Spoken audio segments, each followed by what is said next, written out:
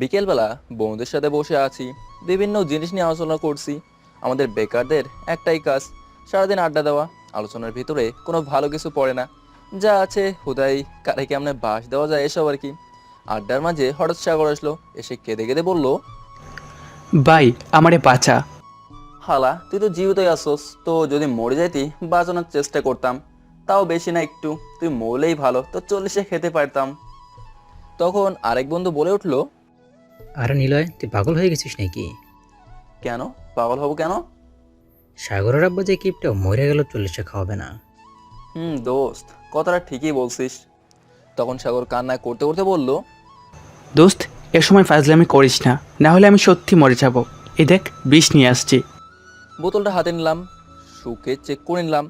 আসলেই তো এটা বিষ, কিন্তু ওর কি এমন হয়েছে যে বিষ খেতে চাচ্ছে?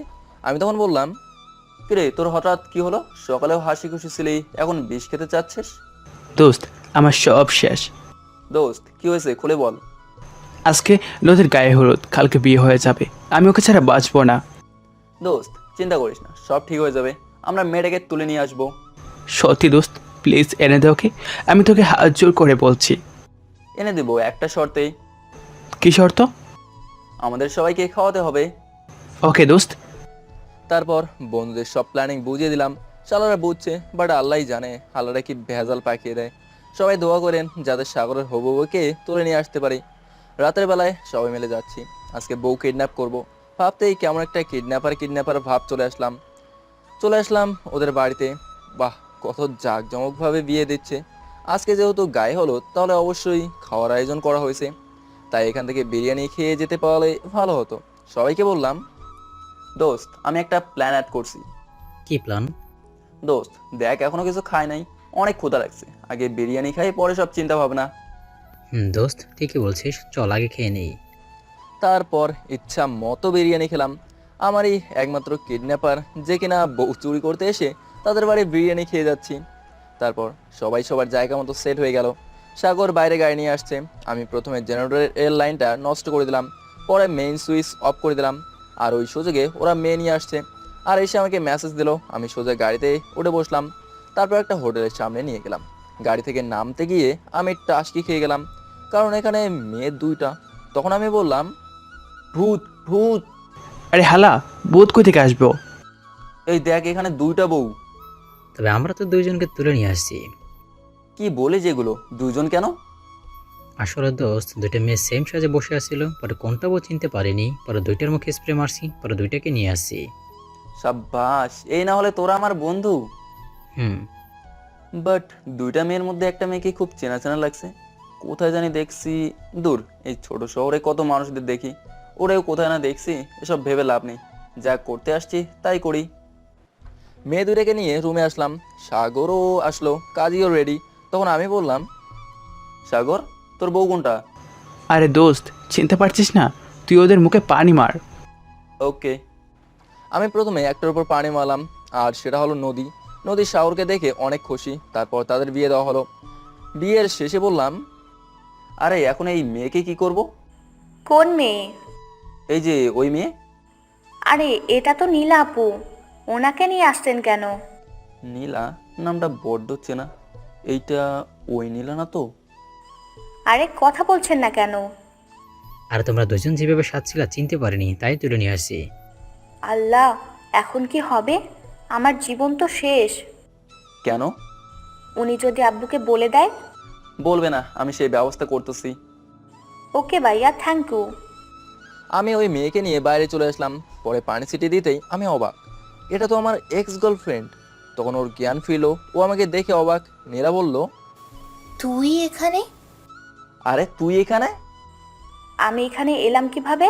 আমার বোন কোথায়?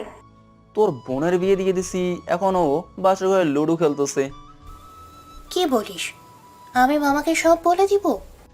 তো যা গিয়ে বলে দে, তোরে কি ধরে রাখছি? আমার এসব কথা কাটাকাটি দেখে বন্ধুরা আগেই কেটে পড়লো। যাওয়ার সময় বলে গেল। চালিয়ে যা ভাই, হয়ে যাবে। তখন নীলা বলল, আমি এখন কি করব? কোথায় যাব? কেন, তোর মামার বাসায় যাবি? আমি চিনি না, আমাকে একটু দিয়ে আয়। আমারে তো পাগলা কুত্তা কামড়াইছে, তোরে নিয়ে যাব আর তোর মামা আমাকে ধোলাই দিবে।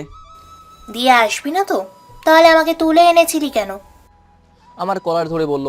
নীলা আমার কলার ধরে আছে। তখন একটা পুলিশের গাড়ি আসলো। আর যা হলো, পুলিশ আমাদের কাছে এসে আমাকে বলল, কিরে, কাজ করে এখন টাকা দিতে পারতেছিস না? কিসের কাজ? আমি কিছু বুঝতেছি না। থানায় চল, সব বুঝতে পারবি আকাম করার কি পরিণতি। আরে স্যার, আমি আবার কি করলাম? কি কথা বলতেছে? এই যে মেয়েদের সাথে করে এখন টাকা দিতে পারছিস না, এখন কলার ধরে আছে। আরে স্যার, তেমন কিছু না। আপনি যা ভাবতেছেন তা সম্পূর্ণ ভুল। ভুল কি না সঠিক থানায় গেলে বুঝতে পারবি। থানায় যাব না। লাঠি দিয়ে বাড়ি দিল, যাবি না? যাব স্যার, যাব। গাড়িতে উঠে বসলাম। এই নীলার জন্য এই অবস্থা। উনি শুধু আমার সাথেই পারে, পুলিশের সাথে কথা বলতে পারে না। একবারে ভয়ে চুপসে আছে। নীলা যদি পুলিশকে দুই একটা কথাও বলতো তাহলে হয়তো ও থানায় নিয়ে যেত না। সবার জীবনটা তেজপাতা হয়ে যাবে। নীলা এখনও চোখ বন্ধ করে আছে। থানায় নিয়ে আসা হলো। ভেতরে বসে আছি। দূর, মশা যেভাবে কামড় দিতেছে আমার শরীর থেকে রক্ত শূন্য করে দেবে। আর নীলা ওর দিকে মোবাইল চালাচ্ছে, বয়ফ্রেন্ডের সাথে চ্যাট করতেছে হয়তো। আল্লাহ, এই মশার কামড় থেকে বাঁচাও। আমি নীলার কাছে গেলাম। তোর জন্য আজকে এই অবস্থা হয়েছে। আমার জন্য কেন হবে? মুখ সামলে কথা বল। তোরে কেমনে বলা উচিত? তোর জন্য মশা কামড় খেতে হচ্ছে, জেল খাটতে হচ্ছে। ভালো হয়েছে, তোর এরকমই হওয়া উচিত। আমি এখান থেকে কিভাবে বের হব সেই আইডিয়া বের করছি, ডিস্টার্ব করিস না। তোকে ডিস্টার্ব করতে ঠেকা পড়ে নাই। আমি এক কোণে বসে আছি। মশার জ্বালানো অত্যাধিক পরিমাণে বেড়ে গেছে। না, কিছু একটা করতে হবে, না হলে রক্ত শূন্যতায় ভুগতে হবে। এই হালা পুলিশকে ডাক দিই, দেখি সারা কিছু করতে পারে কিনা। পুলিশকে ডাক দিলাম। ও ভাই, এদিকে আসেন। কি হয়েছে? ভাইয়া, আপনাকে দেখতে অনেক সুন্দর লাগছে, বাট এই পুলিশের চাকরি নিলেন কেন? ভাই, সবে কপাল, কপাল খারাপ হলে যা হয়। ভাই, বুঝছি আপনার দুঃখটা, বাট একটা হেল্প করবেন বড় ভাই? কি হেল্প?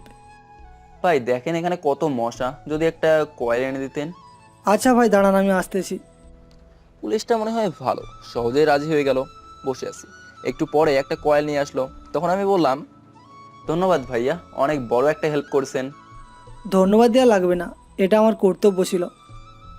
ভাই। আমি বসে আছি আর বসে বসে সারা রাত ঝগড়া করছি। সকাল হতেই অফিসারটা আসলো। কিরে, রাতটা কেমন কাটলো? আপনি যে হালে রাখছেন ওই হালেই কাটছে। বেশি বকিস না, ঠান্ডা দিয়ে ডান্ডা করে দেব। শোন, তোদের বাবা মাকে খবর দে, তোদের ছুটিয়ে নিয়ে যেতে বল। স্যার দেখেন, আমি সত্যি কিছু করিনি। আর আব্বু আম্মু এসব বিষয় জানলে কষ্ট পাবে। প্লিজ স্যার, একটু সুযোগ দিন, ছেড়ে দেন। স্যার, আমি সত্যিই কিছু করিনি, ছেড়ে দেন আমায়। মামা জানলে আমাদের মেরেই ফেলবে। তোর মামার নাম কি? সাইদ চৌধুরী। তুই স্যারের ভাগ্নি হয়ে এরকম কাজ করে বেড়াস? তবে তোদের কাছে দুইটা শাস্তি আছে। এক, তোরা দুজনকে বিয়ে করবি, না হলে পরিবারে খবর দিবি। স্যার, আমরা একটু ভেবে নেই। তারপর দুইজনে অনেক ভেবেচিন্তে দেখলাম বিয়ে করে নেওয়াটাই ভালো। কারণ মিম তার পরিবারে জানাতে পারবে না, আমিও আমার পরিবারে এসব জানাতে পারবো না। জানালেই কেলেঙ্কারি হয়ে যাবে। আর বিয়ে করে নিলে কয়েকদিন পরে ডিভোর্স দিয়ে দেবো, এটাই ভালো হবে। নীলাও রাজি এই সিদ্ধান্তে। কতক্ষণ পর পুলিশ আসলো। কিরে, কি সিদ্ধান্ত নিলি? স্যার, আমরা বিয়েই করব। ওকে। তারপর বিয়ে দেওয়া হলো। বিয়ে পড়ানোর পর আমাদের ছেড়ে দিল। আমি বাসা দিকে যাচ্ছি, নীলাও আমার পেছন পেছন আসলো। ভাবতে লাগলাম, বন্ধুর বিবাহ দিতে গিয়ে আমি বিয়ে করে ফেললাম। এখন বুঝলাম, কিডন্যাপার হলে নিখুঁত বুদ্ধি লাগে, না হলে আমার অবস্থা হয়ে যাবে। আমি বাসার সামনে গিয়ে বললাম, কি ব্যাপার, তুই আমার পেছন পেছন আসছিস কেন? তাহলে আমি কোথায় যাব? আমি তো এখানে কিছুই চিনি না। ও ভালো। আমি বাসার ভেতরে ঢুকলাম, দরজা খোলাই আছে। আব্বু লাঠি নিয়ে বসে আছে। বুঝছি আজকে আমার কপাল খারাপ। আব্বুর কাছে গেলাম। আব্বু, লাঠি হাতে নিয়ে বসে আছো কেন? তোরে পিটাবো। কেন আব্বু? রাতে কোথায় ছিলি? মানে ড্যাডি, বন্ধুরে শাদি করাইছি। কি মহান এক কাজ করলি। এবার বাড়িতে বিচার আসলে খবর আছে। তখনই নীলা রুমে ঢুকে পড়লো। আব্বু নীলার দিকে তাকিয়ে বলল, এই মেয়ে, কে তুমি? আসলে আব্বু, আমি ওর বউ। আমাকে বাইরে দাঁড় করিয়ে রেখে দিয়েছে। তখন আব্বু আমাকে বলল, কি রে হারামি, তুই না তোর বন্ধুর বিয়ে দিতে গেছিলি, এখন এই মেয়েকে? ইয়ে মানে আব্বু আব্বু লাঠি দিয়ে বাড়ি দিয়ে বলল, হারামি চুপ থাক। এই এই কই তোমরা আসো, দেখো তোমার গুণধর ছেলে কি করেছে। আম্মু আর ছোট বোন নিচে আসলো আর এসে যা করলো তা হলো আব্বুকে এসে জিজ্ঞেস করলো, আরে এটা কে? বউ। কার বউ? তুমি কি আবার বিয়ে করলে না তো? এই নিলয়, ঝাড়ুটা নিয়ে আয়। আরে তুমি ভুল বুঝতেছো, ওটা আমার বউ না, তোমার গুণধর ছেলের বউ, যিনি আজকে রাতে এই মেয়েকে নিয়ে পালিয়ে আসছে। ও মা, তাই নাকি? কত সুন্দর বউ! আমার ছেলেটার পছন্দ আছে। কিরে নিলয়, তুই তো আমার সাথে সব শেয়ার করিস, এটা শেয়ার করলি না কেন? আসলে ইয়ে মানে আম্মু হয়েছে কি, হয়েছে, আর লজ্জা পেতে হবে না। বিয়ে ঠিক করে নিয়েছিস, এখন লজ্জা পেয়ে আর কি হবে?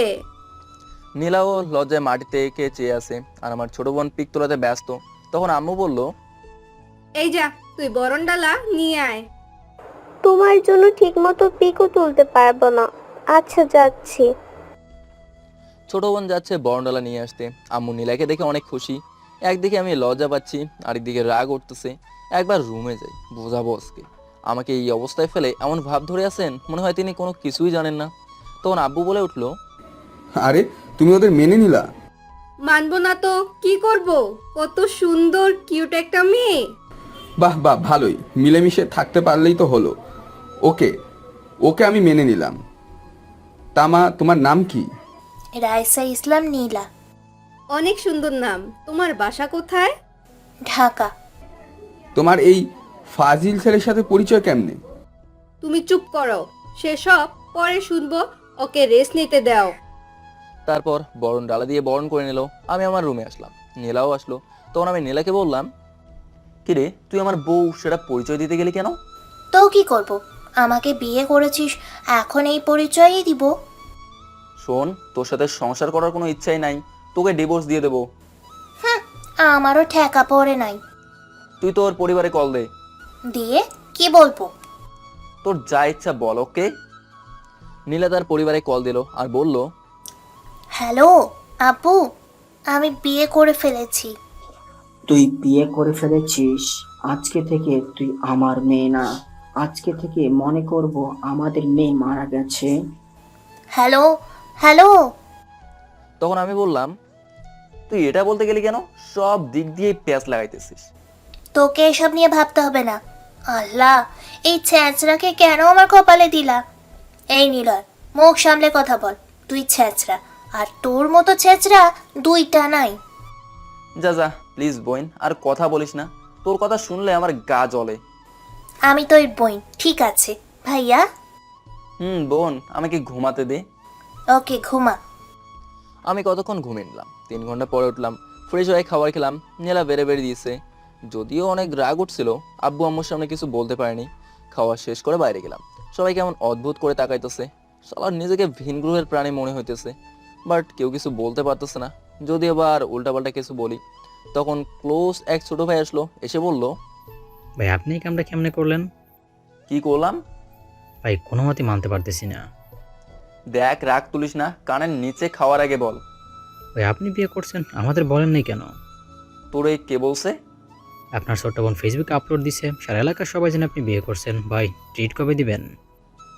মেজাজ গরম হয়েছিল, তাই ওর গালে একটা দিছি, তবুও হালায় কয়, ভাই এই ব্যথা শরীরে রাখছে, মনের ব্যথা কেমনে দূর হবে? মনে অনেক ব্যথা। দাঁড়া, তোর ব্যথা দূর করতেছি। আমি একটা বাস নিলাম। শালা, দাঁড়া তোর ব্যথা দূর করি। ওই হালায় দৌড় দিল। আমার মাথা পুরাই গরম। বাস নিয়ে শাওরের কাছে গেলাম। ও আমাকে দেখে বলল, আরে দোস্ত, বাস নিয়ে এসেছিস কেন? তোকে আদর করার জন্য। কি বলিস? তোর বাবি সে আদর দিচ্ছে, আর লাগবে না? লাগবে। ওর পাশায় দিলাম 2টা বাড়ি। দোস্ত, আমার বউয়ের কসম, তুই আমাকে মারিস না। আমি আরেকটা বাড়ি দিলাম। দোস্ত, তোর কি হয়েছে সেটা বল। তারপর সাথে যারা ছিল আমাকে নীলার ব্যাপারে জিজ্ঞেস করলো। ওরা নাকি এফবিতে পোস্ট দেখছে, বাট বিশ্বাস করে নাই। পরে আমি সব ঘটনা খুলে বললাম। শালারা হাসতে হাসতে শেষ। তারা বলতেছে যদি তাদের কপালে এমন হতো, তারা অনেক আফসোস করতেছে। বাট আমি জানি নীলা কেমন গিরগিটি, কিছুক্ষণ কথা বলে শাওরকে জিজ্ঞেস করলাম, কিরে তোর বাবা মেনে নিছে? হুম। কেমনে পসিবল হলো? আরে বলছি শোনো, দেখো আব্বু বিয়ে করছি। উনি তেড়ে আসলেন। আমি বললাম, আব্বু তোমার লাভ হয়েছে? বিয়ে করছিস তুই, লাভ হয়েছে আমার? বোকা পাইছস আমাকে? আরে বিয়ে করছি, তোমার একটা পয়সাও খরচ হয় নাই। তুমি দেখো কতগুলো টাকা বেঁচে গেল। তাই তো। এই না হলে আমার ছেলে একটা কাজ ভালো করতে পেরেছিস। পরে আর কি, টাকার প্রতি ভেবে মেনে নিছে। ও ভালো, শালা তোর বাপ এক পিস ওই। হুম। চল, কোথায়? আজকে আমাদের খাওয়ানোর কথা ছিল। রাতে খাওয়াবো। আচ্ছা ওকে। সারাদিন ঘুরে ফিরে কাটালাম, বাসায় গেলাম না। রাতে পার্টি শেষ করে বাসায় ফেলাম। আম্মু বকা দিল আর আমার ঘরে বাসর সাজানো হলো। আর বাসর ঘরে যা হলো, আমি বাসর ঘরে গেলাম। নীলা কার সাথে যেন কথা বলতেছে, হয়তো ওর বিএফ। আমি যে রুমে ঢুকলাম খেয়াল করলো। আমি দরজা লাগিয়ে বিছানার দিকে এগিয়ে যাচ্ছি, তখন নীলা ফোনটা রেখে আমাকে বলল, এই তুই এদিকে আসতেছিস কেন? আমি শয়তানি হাসি দিয়ে বললাম, তোর সাথে আজকে সাপ লুডো খেলবো। খবরদার, তুই আমাকে স্পর্শ করবি না, না হলে ভালো হবে না। কি ভালো হবে না? এগিয়ে যেতে যেতে বললাম, তোকে আমি মেরে ফেলবো, কারণ আমি অন্য কাউকে ভালোবাসি। স্বাভাবিক, 12 ভাতারে এমনই হয়, বাট আমার প্রাপ্য আমি নিয়ে যাই। কি নিবি? দাঁড়া দেখাচ্ছি। তখন নীলা বলল, এটা কি হলো? কেন? আমি বালিশ কাঁথা নিলাম। ও, আমি তো ভাবছিলাম। পুরোটা শেষ হওয়ার আগে বললাম, শোন, তোর মতো মেয়েকে স্পর্শ করলেও আমার ঘৃণা লাগে। তোর মতো মেয়েকে স্পর্শ করলে ভালোবাসাকে অপমান করা হবে। শোন, যেভাবে আছিস সেভাবে থাকবি, কোনো বিষয়ে নাক গলাতে আসবি না। আর কয়টা দিনে আসিস এই বাড়িতে, পরে আমি ডিভোর্স দিয়ে দেবো। নীলা আমার কথাগুলো শুনে অবাক চোখে তাকিয়ে আছে। ও নিজেও ভাবতে পারতেছে না আমি এমন কথা বলবো। ও ভাবছিল হয়তো কিছুদিন ঝগড়া করে আমার মনে মায়া সৃষ্টি করবে, কিন্তু আমি যে এমন কথা বলবো ভাবতেও পারে নেই। এভাবে তাকিয়ে লাভ নেই, আমি আর তোকে ভালোবাসি না। তোকে ভালোবাসার চেয়ে 12 ভাতারিকে ভালোবাসাই ভালো। তুমি এভাবে কথা বলতেছো কেন? আমি তোর সাথে কেমনে কথা বলবো? ভুলে যেও না, আমি তোমার বউ। আমি তোকে বউ হিসেবে মানি না। কেন মানবা না? কারণ তুই ছলনাময়ী, বিশ্বাসঘাতক। যা ঘুমিয়ে পড়। তুমিও ঘুমাও। নীলা শুয়ে শুয়ে ভাবতেছে, আমি কি ওকে এত কাছে পেয়েও আবার হারিয়ে ফেলবো? আমি তো ওকে এখনো ভালোবাসি। এগুলো সব তো নাটক ছিল। আমি যেভাবে চাইছি তার বিপরীত হয়ে যাচ্ছে। এত কষ্ট করে প্ল্যান করে বিয়ে করলাম, এখন ওকে হারাতে পারবো না। যেভাবেই হোক আগের মতো ভালোবাসার সৃষ্টি করে নিতে হবে। এখন থেকে আর খারাপ ব্যবহার করব না। আমি আর ওকে হারাতে পারবো না। রাগের কারণেই তো তুই তাকারি করে কথা বলতাম, এখন থেকে আর এগুলো বলবো না। ওই দিন যদি ছেড়ে চলে না আসতাম তাহলে কি আর এভাবে কথা বলতাম? যাই হোক, ওর ভালোবাসা পেতেই হবে। এদিকে আমি ভাবতেছি, নীলার মুখে এত মধু আসলো কিভাবে? আগে তুই তোকারি করে কথা বলতো, এখন তুমি করে কথা বলে। কাহিনী কি? আবার কোনো নাটক করতেছে? কে জানে। আমি আর ওর মাঝে হারাতে পারবো না, যেভাবেই হোক ওর থেকে দূরে থাকতে হবে। আর আপনারা ভাবতেছেন নীলা আমার এক্স হয় কিভাবে? ওরে কেন আমি সহ্য করতে পারি না? কেনই বা ডিভোর্স দিয়ে দিতে চাই? আসুন তাহলে ফ্ল্যাশব্যাকে যাই। ফ্ল্যাশব্যাক।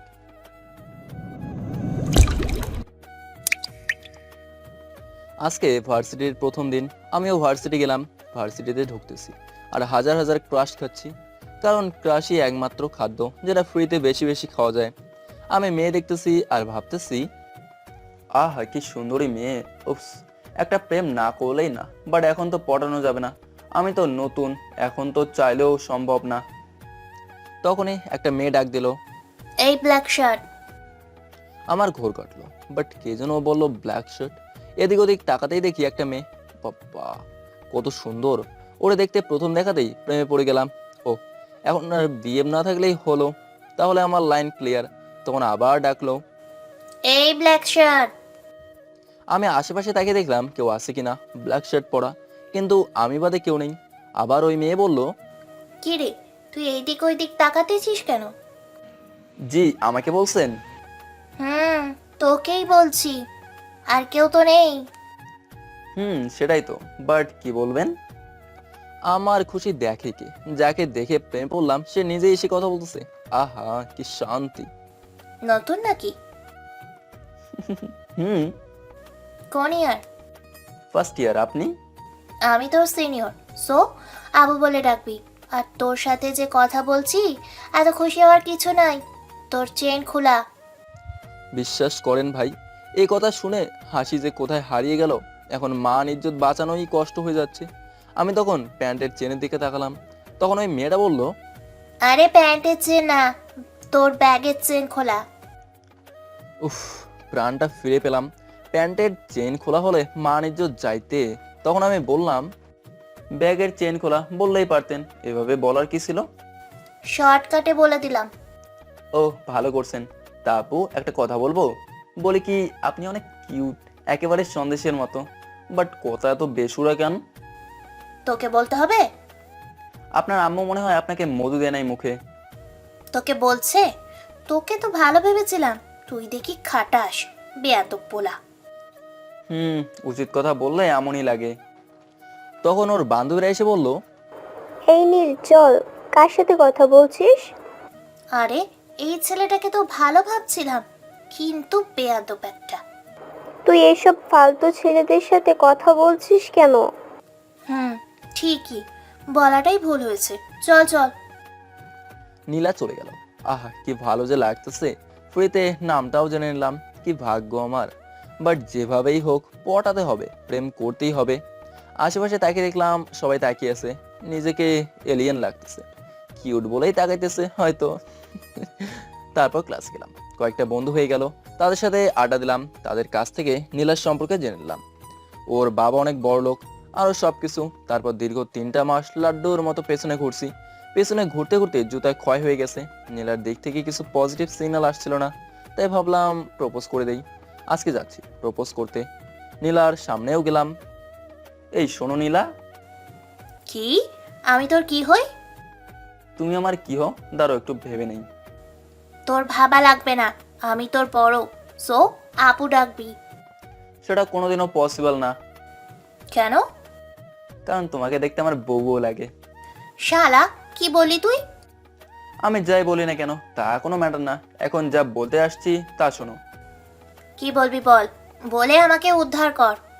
এত কথা কেন বলিস বলতো? এত কথা কেমনে যে বলিস? আমি একটা প্লাস্টিকের পাইপ এগিয়ে দিলাম, যার মাথায় গোলাপ ফুল ছিল। শোনো বালিকা, তোমাকে আমার আম্মুর ছেলের বউয়ের মতো লাগে। আমি আমার জন্য না, তোমাকে চাই না, আমার মা বাবার পুত্রবধূ হিসেবে চাই। তুমি জানো আমি আবার অনেক অলস, তোমার পেছনে লাইন মারা ছাড়া কোনো কাজ নেই। সো পড়ালেখা যেহেতু করি না, কেউ আমাকে চাকরি দেবে না। তুমি তোমার বাবা মায়ের একমাত্র মেয়ে, আর কেউ নেই। সো তোমার বাবার অনেক টাকা, সেগুলো আমরা বসে বসে খাবো। সো শেষে একটা কথা, আমি তোমাকে পাবজির মতো ভালোবাসি। কি বললি? তুই আমাকে কিসের মতো ভালোবাসিস? আর এতক্ষণ কি জানি বললি? আমি তোমাকে পাবজির মতো ভালোবাসি। দাঁড়া তুই।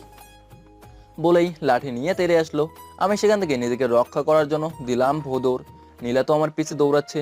আমি তখন দৌড়াই আর বলি, আমার ভালোবাসা তো বুঝলো না, এই যুগে এরকম ভাবে কেউ ভালোবাসতো না। একটা ছেলে জিএফ ছেড়ে দিতে তবুও পাবজি ছাড়বে না, আর তুমি কি আমার ভালোবাসার দাম দিলা না?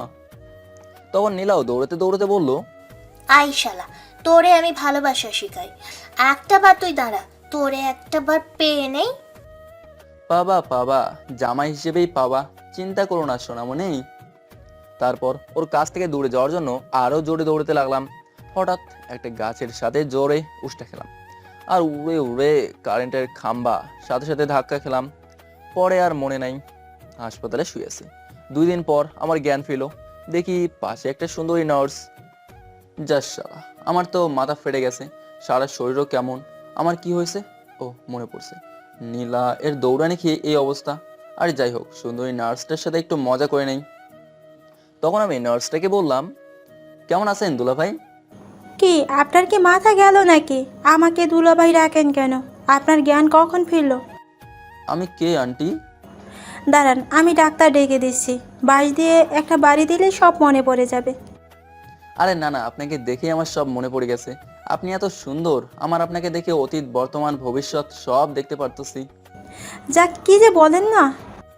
তা আমি এখানে আসলাম কিভাবে? কয়েকটা মানুষ আপনাকেই দিয়ে গেছে। ও, কারা বলতে পারেন? না, কেউ পরিচয় দেয়নি। আচ্ছা, ওকে। তারপরে আরো 2 দিন লাগলো সুস্থ হতে। নীলাকে দেখার জন্য মনটা উতাল পাতাল করতেছে। কালকে এই ভার্সিটি যাব আর নীলাকে দেখব। অসুস্থ শরীর নিয়ে ভার্সিটি গেলাম।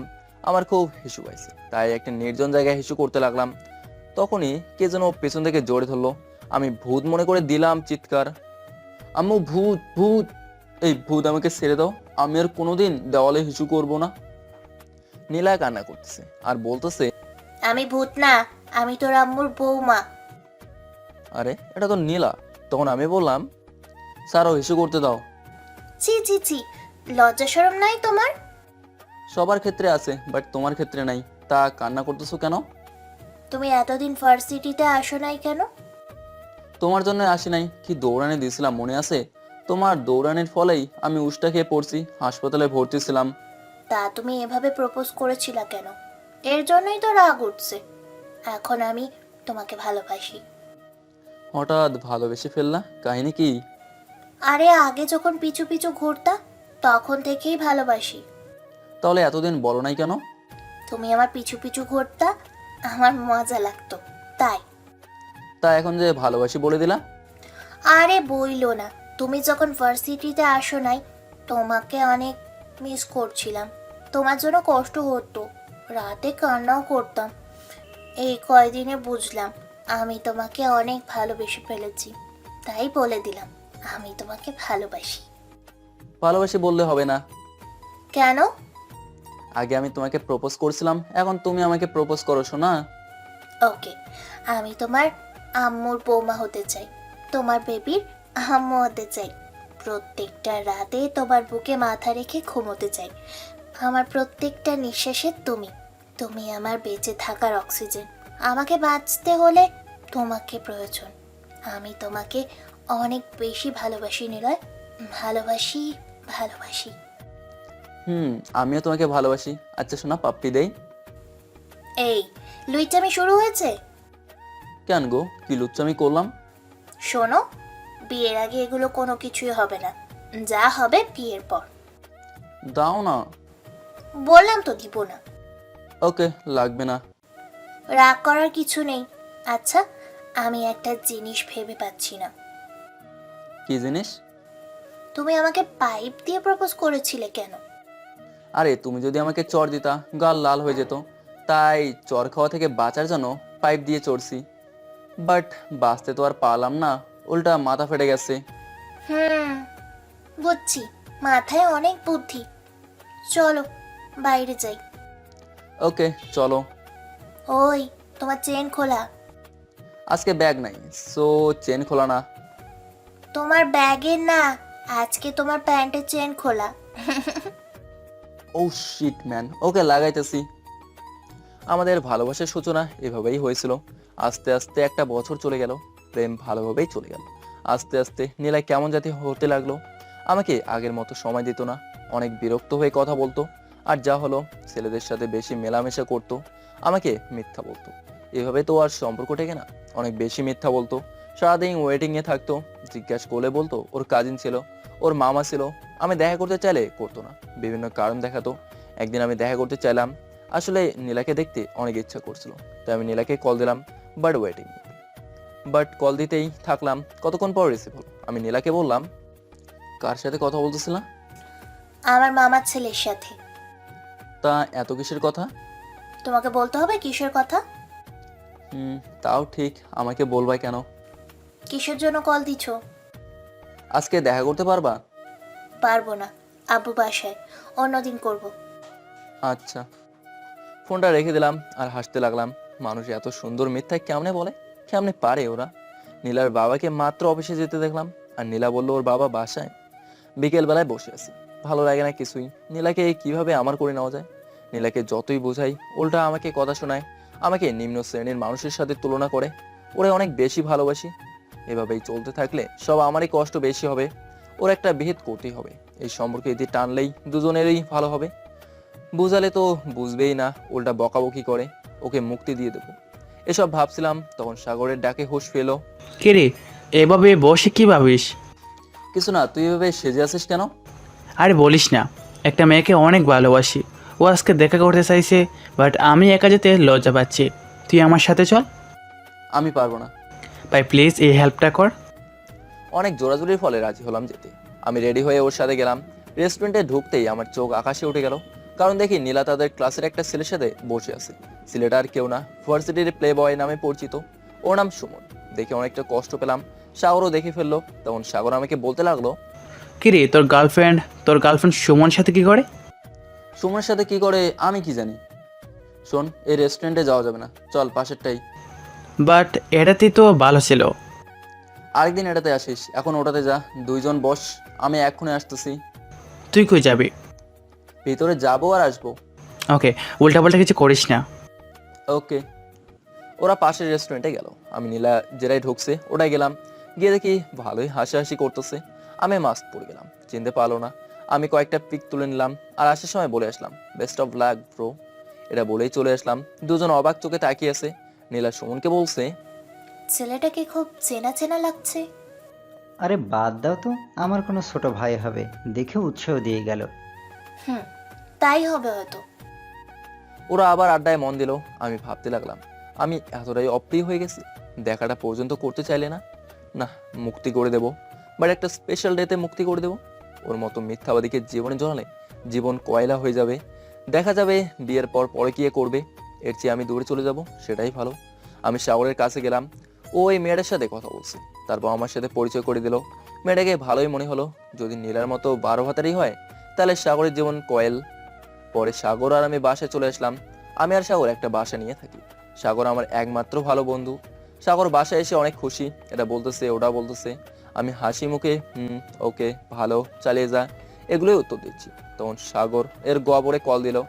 সাগর কথা বলতে চলে গেল। আমিও নীলাকে একটা কল দেই, যদিও এখন থেকে একটু একটু ঘৃণা জন্মাইতেছে। তাও একটু কথা বলে নেই। কল দিলাম, রিং হওয়ার পরে ধরলো। হ্যালো নীলা, কেমন আছো? ভালো আছি, তুমি? ভালো। তা কি করে? সামনে এক্সাম, পড়তে বসেছি। আজকে সারাদিন পড়ছি। ও, সারাদিন পড়ছো? বাইরে যাও নাই বুঝি? মানে কি বলো? আমার একটা ফ্রেন্ড তোমাকে রেস্টুরেন্টে দেখছে, তাই বললাম বাইরে গেছো কিনা। ও হ্যাঁ, গেছিলাম আমার কাজিনের সাথে। ও, তাহলে মিথ্যা কথা বলছো কেন? তুমি বকবা বলে। ও আচ্ছা এখন রাখি, পড়তে হবে। আচ্ছা, পড়ো। কল শেষে একটা সিগারেট ধরলাম। ভালোবাসার মানুষটা পরিবর্তন হলে কেমন লাগে একমাত্র তারাই জানে, যাদের সাথে এমন হয়েছে। কি মনে করে আবার জানি কল দিলাম। হাজার হলেও ভালোবাসি তো। দেখলাম ওয়েডিংয়ে আছে। আর এভাবে দিন চলে যাচ্ছে। আগের চেয়ে আরো বেশি ঘৃণা করি। কয়েকদিন পর ওর জন্মদিনেই সব শেষ করে দেব। চলে যাব নীলার থেকে অনেক দূরে। আমাকে যেন কোনোদিনও খুঁজে না পায়। সকাল সকাল সাগর আসলো, এসে বলল, দোস্ত একটা হেল্প কর। কি হেল্প? আজকে ওর সাথে দেখা করব, তুই ওর সাথে চল। ওকে চল। ওরা বসে আছে, আমি একা একা ঘোরাঘুরি করছি। তখন দেখলাম নীলা আর আবির অনেক ক্লোজ হয়ে বসে আছে। দেখি নীলা আবিরকে কিস করতেছে। সেটা দেখে ঘৃণায় আমার গা জ্বলতেছে। কিছু না বলে ভিডিও করে নিলাম। পৃথিবীর দুইটা জিনিস যদি দেখতে না পারি, তার মধ্যে নীলাও একজন। ঘৃণা করে এখন দেখলে অনেক সহ্য করছি, আর না। ওর বার্থডে আসলো, আমাকে ইনভাইট করলো, আমি গেলাম। একটা মেসেজ দিলাম আর ভিডিওগুলো পাঠালাম আর সবকিছু থেকে ব্লক করে দিলাম। নীলা পার্টিতে ছিল, মেসেজটা সিন করে নাই। ভাবছে পরে দেখবে। আমি এখানে থাকতে পারবো না। যতবার ওকে দেখবো ততই কষ্ট হবে। এর চেয়ে আব্বু আম্মুর কাছে চলে যাওয়াই ভালো। আমি কাউকে কিছু না বলে বাসায় চলে আসলাম। সাগর সবটাই জানতো।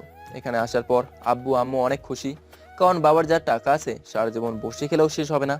কিন্তু কেন এসে পড়ছি এটা অনেকবার জিজ্ঞেস করছে। আমি কিছু বলি নাই। 2টা দিন চলে গেল। নীলাকে অনেক মিস করি, বাট ওর ওই সব চরিত্র যখন মনে পড়ে নিজেই হেসে উঠি কতটা বোকামি করছি। এদিকে নীলা ভাবতেছে, কি হলো, নীলয় 2 দিন ধরে একটাও কল দিল না, একটা মেসেজও দিল না, আবার আমার বার্থডেতেও আসলো না। দেখি ওই দিন কি মেসেজ দিয়েছিল। আর মেসেজ ওপেন করতেই নীলা যা দেখলো, নিচে বসে পড়লো আর কান্না করতে লাগলো। কান্না করার একটাই কারণ, এত অবহেলা করার পরও ও কখনো ওর পিছু ছাড়িনি। সবসময় পিছু পিছু লেগে থাকতাম। তাই আমার শূন্যতা বুঝতে পারেনি। এখন আমি নেই, আমার শূন্যতা বুঝতে পারতেছে। আর মেসেজটা এরকম ছিল, হাই নীলা, কেমন আছো? আশা করি ভালোই আছো। ভালো থাকারই কথা। আজকে তোমার বার্থডে, আর আজকেই তোমার দেওয়া সর্বশেষ গিফটটা তোমাকে দেব। হয়তোবা কখনো দেখা হবে না, আসলে তোমাকে ছাড়া থাকা বড় কষ্টকর। তবুও কিছু বাস্তবতা মেনে নিতে হয়। আমিও নিলাম। আজকে যে গিফটটা দেব আশা করি অনেক হ্যাপি হবা। কি দরকার ছিল আমাকে এত অবহেলা করার? কি দরকার ছিল আমাকে ছেড়ে অন্য ছেলের সাথে ঘোরাফেরা করা? বড্ড বেশি বিরক্ত করতাম, তাই না? ভালোবাসতাম বলেই এতটা বিরক্ত করতাম। কিন্তু আগে যতটা তোমাকে ভালোবাসতাম, এখন তার চেয়ে আরো বেশি ঘৃণা করি। আমিও একটা মানুষ ছিলাম, বাট আমার পক্ষে আর নেওয়া সম্ভব না। আমার অবর্তমানে অন্য ছেলের সাথে পার্কে নষ্টামি করো, সারাদিন ছেলেদের সাথে কথা বলো, রেস্টুরেন্টে বসে কফি খাও। ওই দিনের ছেলেটা আমিই ছিলাম। বেস্ট অফ লাক আমিই বলেছিলাম, কারণ আমি অনেক বুঝাইছি তোমাকে, বাট লাভ হয়নি। আর তুমি নষ্ট হয়ে গেছো। যা করছো তোমাদের কালচারে কমন ব্যাপার এগুলো, বাট আমার পক্ষে মেনে নেওয়া সম্ভব না। তাই নিজে থেকেই দৌড়ে চলে গেলাম। আর শেষে একটা কথা, নিলয় শূন্যতা একদিন বুঝবা, তখন আর পাওয়া না, কারণ আমি তোমার থেকে বহু দূরে। তুমি যা করছো সবটা ঠিক, আমার কাছে কোনো ভুল নাই, কোনো মাফও নাই। কোনোদিন তোমাকে মেনে নেব না। তুমি 12 ভাতারি। তোমার মূল্যবান সময় নষ্ট করার জন্য সরি। ভালো থেকো। দোয়া করব তোমার আমার কপালে যেন তোমার মতো 12 ভাতারি না পড়ে। আর ভিডিও আর পিকগুলো দেখে নিও। মুক্তি দিলাম তোমাকে। এটাই তোমার জন্মদিনের সেরা গিফট। যেন আমি তোমাকে ছেড়ে যাই, এটাই তো চাইছিলাম। ছেড়ে দিলাম। প্রিয় মানুষের চাওয়া অপূর্ণতা রাখতে হয় না। By for ever. নীলা বসে বসে কান্না করছে। আমার ফোনও আইডিও ডিঅ্যাক্টিভ, সব যোগাযোগ ছিন্ন হয়ে গেছে। নীলা বুঝতে পারতেছে তার জীবন থেকে কি হারিয়ে ফেলছে, কি করবে ভেবে পাচ্ছে না। তখন নীলা ভাবলো, সাগর হয়তো কিছু বলতে পারবে নিলয় কোথায় গেছে। আমি এখন সাগরের কাছে যাই। আমি এখন থেকে আর এইসব করব না, ভালো হয়ে যাব। শুধু নিলয়কে পেলেই হলো। নিলয় আমাকে মেনে নেবে তো?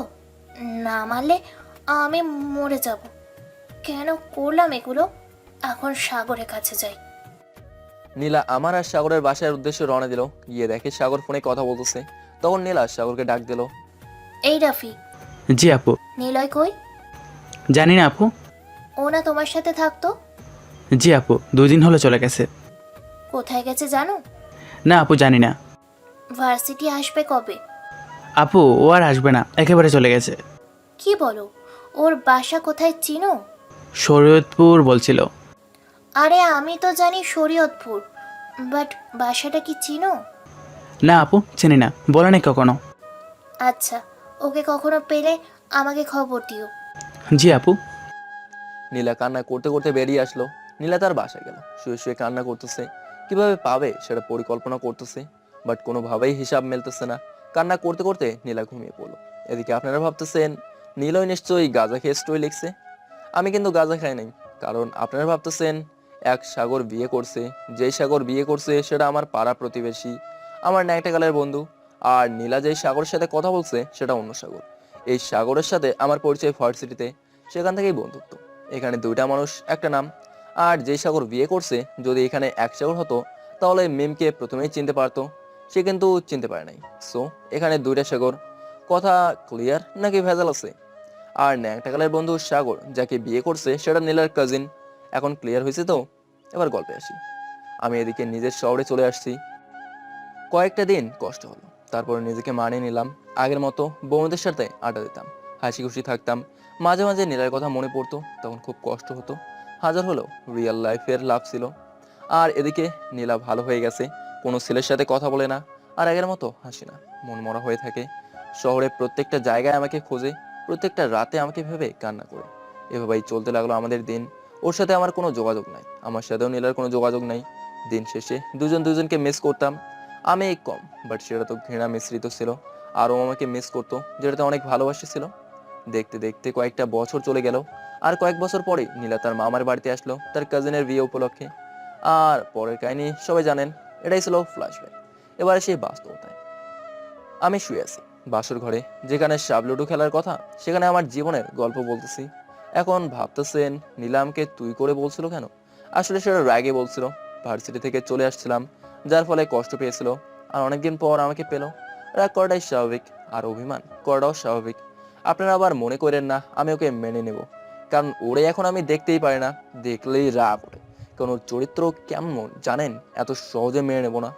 মানলেও অনেক কষ্ট দেব, পরে চিন্তা ভাবনা করা যাবে, মেনে না নিলেই ভালো হবে। এসব 12 ভাতারই জীবনের জন্য ক্ষতিকর। এতক্ষণ তো শুনলেন সব কাহিনী, সব ভেজাল ক্লিয়ার করে দিলাম। এখন ঘুমানো দরকার, আপনারাও ঘুমিয়ে পড়েন। আর পরের দিন সকালে ঘুমিয়ে আসি, তখন আমার মুখে পানি পড়লো, যার ফলে ঘুমটা ভেঙে গেছে। কিন্তু আমার বাসার ছাদ কি ভেঙে গেছে? পানি আসলো কোথা থেকে, এসব ভাবছি। তখন আবার পানি এসে পড়লো। আমি চোখ খুলে তাকালাম, দেখলাম নীলার ভেজা চুলের পানির আমার মুখে এসে পড়ছে, তাই ঘুমটা ভেঙে গেছে। আমার মেজাজটাই খারাপ হয়ে গেল। সকালে একটু ঘুমাবো তা না, ঘুম যেহেতু আকাশে পাঠিয়ে দিছে, একটু অপমান করি, না হলে প্রত্যেকদিন ভেজা চুলের পানিতে সাত সকাল ঘুম ভাঙাবে। যত অপমান করব তত তাড়াতাড়ি আমাকে ছেড়ে চলে যাবে। ওকে দেখার কোনো ইচ্ছেই নেই, তাই ওকে বললাম, এই শোন, কি বলো? তুই চাইছিসটা কি আমাকে বলবি? কেন, কি করছি? তুই সাত সকালে আমার ঘুম ভাঙালি কেন?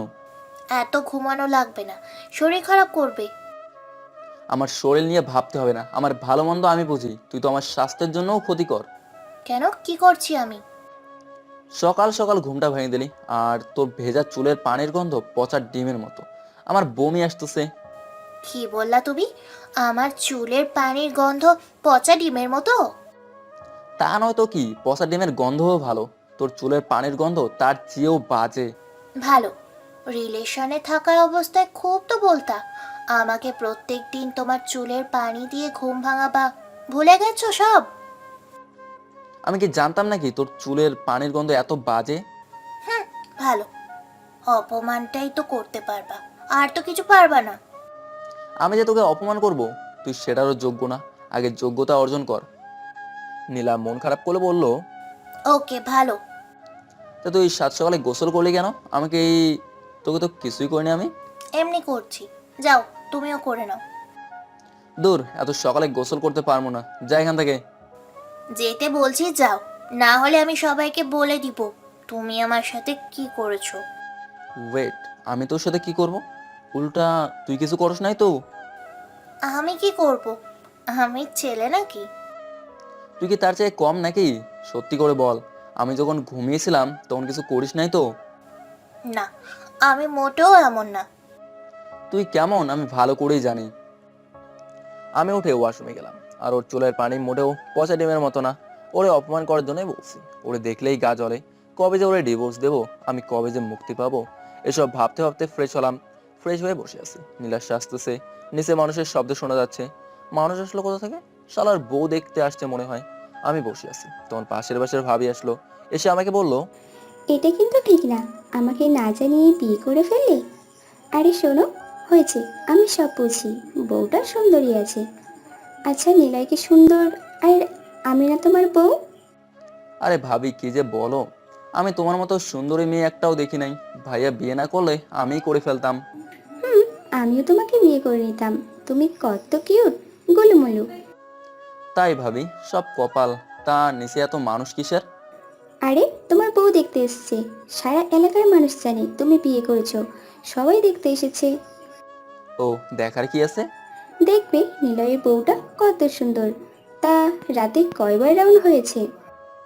নীলা অবাক চোখে তাকিয়ে আছে, চোখ বড় বড় হয়ে গেছে, কিছুটা রেগে গেছে, কিছু বলতে পারতেছে না। তখন আবার ভাবি বলল, আমি লজ্জা পেলাম। তখন নীলা বলে উঠলো, আরে ভাবি বইলেন না, আপনার দেবচ্চা দুষ্টু রাতে পুরা 5 রাউন্ড খেলেছে।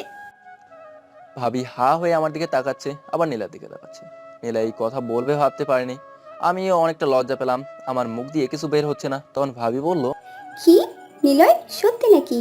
তোমার ভাই তো পাশুরাতে লজ্জা পেয়ে শেষই হয়ে গিয়েছিল, আর তুমি 5বার রাউন্ড খেলেছো। ইয়ে মানে? হয়েছে, আর লজ্জা পেতে হবে না, নিচে আসো, তোমার আব্বু আম্মু বসে আছে, আমাকে ডেকে নেওয়ার জন্য পাঠিয়েছে। আচ্ছা আসতেছি, যাও তুমি। ভাবি হাসি দিয়ে চলে গেল। আমি মহালজ্জায় পড়ে গেলাম। একটা মেয়ে নাকি রিলেশনে থাকা অবস্থায় অনেক জ্বালাইছে, এখন আবার আমার মান ইজ্জত শেষ করতেছে। একটু ধমক দিয়ে আসি। তোর কি শরম নাই? কেন, কাপড় পরেই আছি, দেখো তো শাড়িটা ঠিকঠাক আছে কিনা। শাড়ির মারে বাপ, তুই ভাবিকে এরকম করে বললি কেন? তো কি করব, তুমি কেন বলছিলা তুমি ওনাকে বিয়ে করতা? তোর সাথে তো ডিভোর্স হয়ে যাবে, পরে তো আবার বিয়ে করতে হবে, এভাবে বললে বউ থাকবে না। না থাকলেই ভালো। আর তো ডিভোর্স করবা না। আমি তোমাকে অনেক ভালোবাসা দিব। তোর ভালোবাসা অনেক পাইছি, আর লাগবে না। কেন লাগবে না? জেনে শুনে পতিতাকেও ভালোবাসা ভালো, কিন্তু কোনো 12 ভাতারিকে না। ও, নীলা কান্না করে দিল আমার কথা শুনে। নীলা কান্না করলে আমার কেমন জানি লাগে, কেমন জানি মায়া হয়। এখনো মায়া হলো, তাই বললাম এত কান্না করার কিছু নাই। কেউ কান্না করলে আমার ইচ্ছে করে আরো বেশি করে কাঁদাই। তোমার চাইবেই? আরে মেকআপ নষ্ট হয়ে যাচ্ছে। হোক, তাতে তোমার কি? আরে আব্বু আম্মু জানলে আমাকে বাস থেকে বের করে দেবে।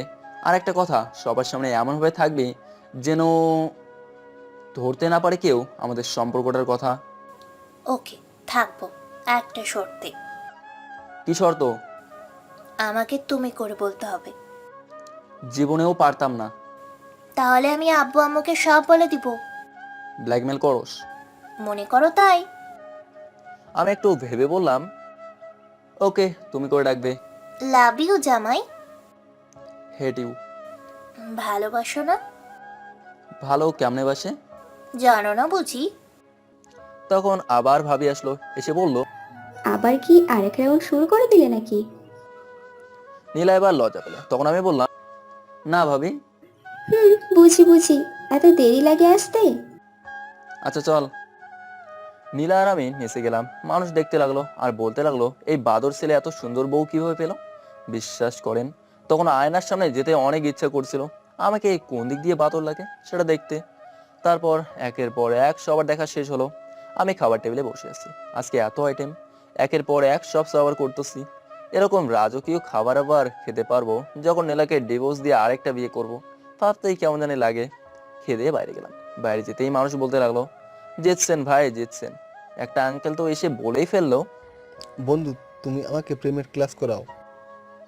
আমি ওনার এই কথা শুনে আসমান থেকে পড়লাম। উনি কি পাগল হয়ে গেলেন নাকি? সারাদিন জ্ঞান দেওয়া মানুষটা আমাকে বন্ধু বলতেছে, তাও আবার প্রেমের ক্লাস করতে আসছে। তখন আমি স্বাভাবিক হয়ে বললাম, আঙ্কেল আপনি মনে হয় অসুস্থ, আপনাকে কি বাসায় দিয়ে আসবো? আর কিসের আঙ্কেল বলে, এখন থেকে দোস্ত ডাকবা। কিন্তু কেন? আমি তোমার প্রেমের অভিজ্ঞতা দেখে ফিদা হয়ে গেছি। আমি প্রেম করতে পারছি না, তুমি আমাকে প্রেম করা শেখাও। আঙ্কেল আপনার কোথাও ভুল হচ্ছে, আপনি যা ভাবতেছেন আসলে তা না। আমি তোমার বন্ধুদের কাছ থেকে সব শুনেছি। আর আঙ্কেল্লা বন্ধু ডাকবা। ওকে বন্ধু। শালার জীবন কি আজব মায়েরি। আঙ্কেল আসছে আমার বন্ধু হতে, ভাবা যায় এগুলো? আসলে ওনার অনেক শখ লাভ ম্যারেজ করার, বাট লাভ ম্যারেজ করতে পারেনি বলে এখনো বিয়ে করেনি। যতটা প্রেম করছে ততটাই ছ্যাঁকা খাইছে, তাই প্রেমের ক্লাস করতে আসছে। আমি বন্ধুদের কাছে গেলাম, অনেকক্ষণ আড্ডা দিলাম। আড্ডা দিয়ে বাসায় আসলাম। আড্ডা শেষ করে আসতে বিকাল হয়েছে। বাসায় আসার পর আব্বু বলল, কি রে নবাবজাদা, কোথায় ছিলি? রাজ্য পাহারা দিতে গেছিলাম আব্বু। ও, রাজ্য পাহারা দিতে গেছিলি? তুই কি কোনোদিনও মানুষ হবি না নাকি রে? জি আব্বু, সকালে যখন ফ্রেশ হয়েছিলাম আয়নার চেয়ারে দেখছিলাম মানুষের মতোই লাগছিল, এখন জানি না কেমন লাগতেছে। আল্লাহ, আমি এটা কি জন্ম দিলাম? এত বড় ফাজিল আমার ঘরে কেন হলো? আব্বু, আমি হওয়ার সময় আপনার নিয়তের ত্রুটি ছিল, তাই হবে মেবি। ওই বৌমা, লাঠিটা নিয়ে আসো তো। নীলা দেখে এই লাঠি নিয়ে আসছে, মনে হয় লাঠি দিয়ে দাঁড়িয়েছিল আমি আসলেই আব্বুর কাছে লাঠিটা দিবে বলে। তখন নীলা আব্বুকে বলল, এই নিন আব্বু লাঠি। দাও, এই হারামজাদাকে লাঠি চাট ছাড়া ঠিক করা যাবে না। খবরদার আব্বু, উল্টাপাল্টা কিচ্ছু করবা না, আমি আম্মুকে বিচার দেবো। তোমাকে মারবো না, আদর করব, তাই? কেন, আমি কি এমন কাজ করলাম আমার পর লাঠি চাষ করতে চাও? এখন কয়টা বাজে? 5টা 12 মিনিট 13 সেকেন্ড। কয়টা বাজে বাসা থেকে বের হয়েছিলি? 10টা বাজে। তাই এত দেরি করে আসলি? মেয়েটা এখনো কিছু খায়নি। আমি খাওয়ার জন্য কতবার জোরাজুরি করলাম, বললো নিলয় আসলে খাবে, আর তুই এখন আসলি? আমি নীলার দিকে তাকালাম, দেখি মাথা নিচু করে আছে। যা, ফ্রেশ হয়ে খেতে আয়। লাঠি দিয়ে পাশে বাড়ি দিয়ে বললো আব্বু, আচ্ছা যাচ্ছি। লাঠি দিয়ে মারা লাগে? এইদিকে আয় তুই, আরেকটা দেই। জীবনেও আসবে না তোমার হাতের লাঠি চাষ খেতে। আমি ফ্রেশ হয়ে চলে গেলাম। একটা জিনিস ভাবতেছি, আচ্ছা নীলা কেন আমার জন্য না খেয়েছে? দূর, খেয়ে থাকলেই কি না খেলেই কি, বাট জিজ্ঞেস করে নেব কেন খায়নি। ফ্রেশ হয়ে খাবার টেবিলে গেলাম। নীলা আর আমি একসাথে খাবার খেলাম। একটা কথা বলিনি, আমি রুমে আসলাম। নীলাও একটু পরে রুমে আসলো, তখন আমাকে বলল, কোথায় ঘুরো সারাদিন? বউ খুঁজি, আরেকটা বিয়ে করব। সেটা ভেবে থাকলে ভুলে যাও, কেন? কারণ আমি তোমাকে ভালোবাসি। আমি বেঁচে থাকতে অন্য কারোর হতে দিব না। আমিও তোকে না, মানে তোমাকে মেনে নেবো না। ভুলেও যেও না তুমি কি ছিলা। আমি চাইছিলাম না কেন, তার জন্য আমি ক্ষমা চাইছি। আমাকে ক্ষমা করে দাও, আমি তো ভালো হয়ে গেছি। আমার কাছে ভুলও নাই, মাফও নাই, সব সঠিক। সব ভুলে যাও, আমি তোমাকে ডিভোর্স দিয়ে দেবো, কারণ আমি তোমাকে ঘৃণা করি। যদি আমি তোমার মনে ভালোবাসার সৃষ্টি করতে পারি? যেটা কখনো পারবে না, কারণ তোমার জন্য শুধু ঘৃণা আছে। সেই ঘৃণাকেই ভালোবাসায় পরিণত করব। চেষ্টা চালিয়ে যাও, বাট পারবে না, কয়েকদিনই আছো। ওকে, যেভাবেই হোক আমাকে পারতেই হবে। বৃথা চেষ্টা করে লাভ নেই, এর চেয়ে অন্য কাউকে পড়াও, দেখবা ভবিষ্যতে সুখী হতে পারবা। আমি তোমাকেই চাই। জোকস ভালোই ছিল, তা না খেয়েছিলা কেন? জামাইয়ের আগে বউরা খাবার খায় না।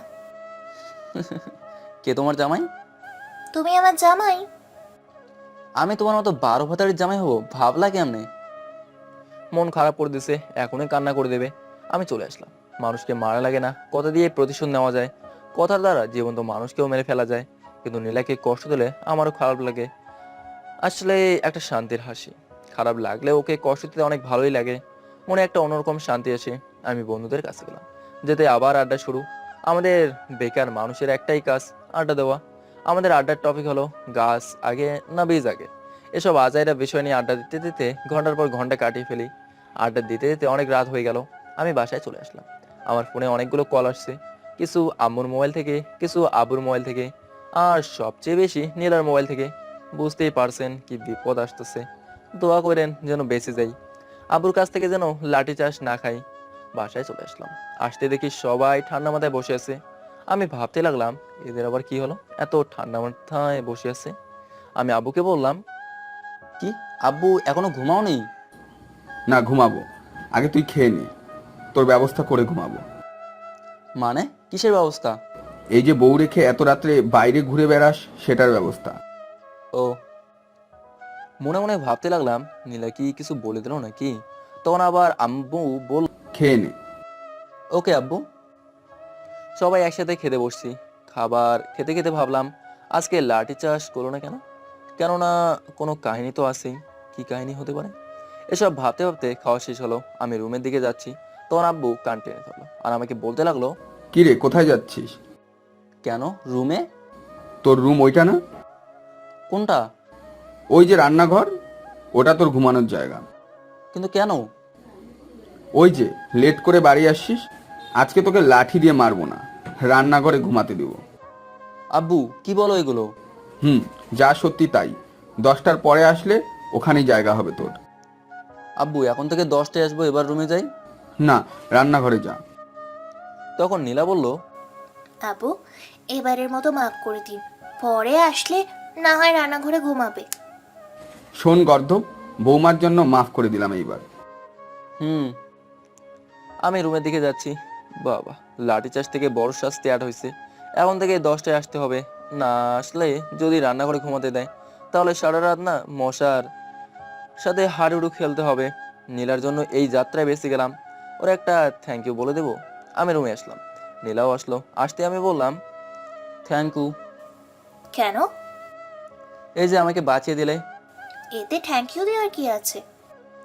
আসলে আমি কোনো কাজ বাকি রাখি না, যার যেটা প্রাপ্য সেটা দিয়ে দেই। ভালো। তারপর আমি সোফায় আর নীলা ঘুমিয়ে পড়লো বিছানায়। সকালে উঠে ফ্রেশ হয়ে খাবার টেবিলে গেলাম, তখন আব্বু বলল, খাবার খেয়ে রেডি হয়ে নে। কেন? আমি কোথায় যাব? তোর শ্বশুরের সাথে কথা হয়েছে, উনি সব মেনে নিছে, আজকে যেতে বলছে, তো যা। আমি পারবো না। না পারলে এই বাড়ির ভাত বন্ধ। তোর ভাল লাগে না। আমার এই অবস্থা থেকে নীলা খুব খুশি। আমি রুমে আসলাম, শুয়ে আছি। তখন নীলা এসে বল, রেডি হয়ে নাও। পারবো না। না পারলে আবুকে ডাকি? না না লাগবে না, আমি রেডি হচ্ছি। তারপর রেডি হয়ে বসে আছি, আর নীলা শাড়ির কুচি দিতে পারতেছে না, তাই আমাকে বলল, আমার শাড়ির কুচিটা ঠিক করে দাও। আমি কেন দেবো? আমি ঠিক করতে পারছি না। দাও না একটু। আমার বোনকে ডেকে দিচ্ছি। তোমার বোনকে ডাক দিলে আব্বু আম্মুকে বলে দিব, তখন কেমন হবে? আচ্ছা দিতেছি। তোর বাল, কি বিপদে পড়লাম। ওর শাড়ির কুচি ঠিক করে দিলাম, যদিও কোনো ইচ্ছা ছিল না। তারপরেও শ্বশুর বাড়ির দিকে রওনা দিলাম। আর রাস্তায় যা হলো তা হলো, গাড়িতে বসে আছি। নীলা বল, খাবার নিয়ে আসো। আমার কাছে টাকা নেই। এই নাও টাকা দিলাম, যাও নিয়ে আসো। আমি কি তোমার চাকর? চাকর হবা কেন? তুমি আমার লক্ষ্মী জামাই। লাভ ইউ সোনা। হেট ইউ ফিউচার এক্স বউ। তোমার মুখে কোনো মধু নাই? জন্মের সময় মনে হয় দেয় নাই। হয়েছে, যাও নিয়ে আসো। নিজের অনিচ্ছা থাকার পরেও খাবার আনতে গেলাম, এসে দেখি উনি আমার সিটে বসে আছে। আমি বললাম, এটা কি হলো? কই কি হয়েছে? হইলে কান্না করতো। আরে তুমি আমার সিটে বসছো কেন? আমি জানালার পাশে ছাড়া বসতে পারি না, তাই। তুমি আমার সিট দিবা কি না? দিব, তোমার উপর ববি করলে পরে বকতে পারবা না।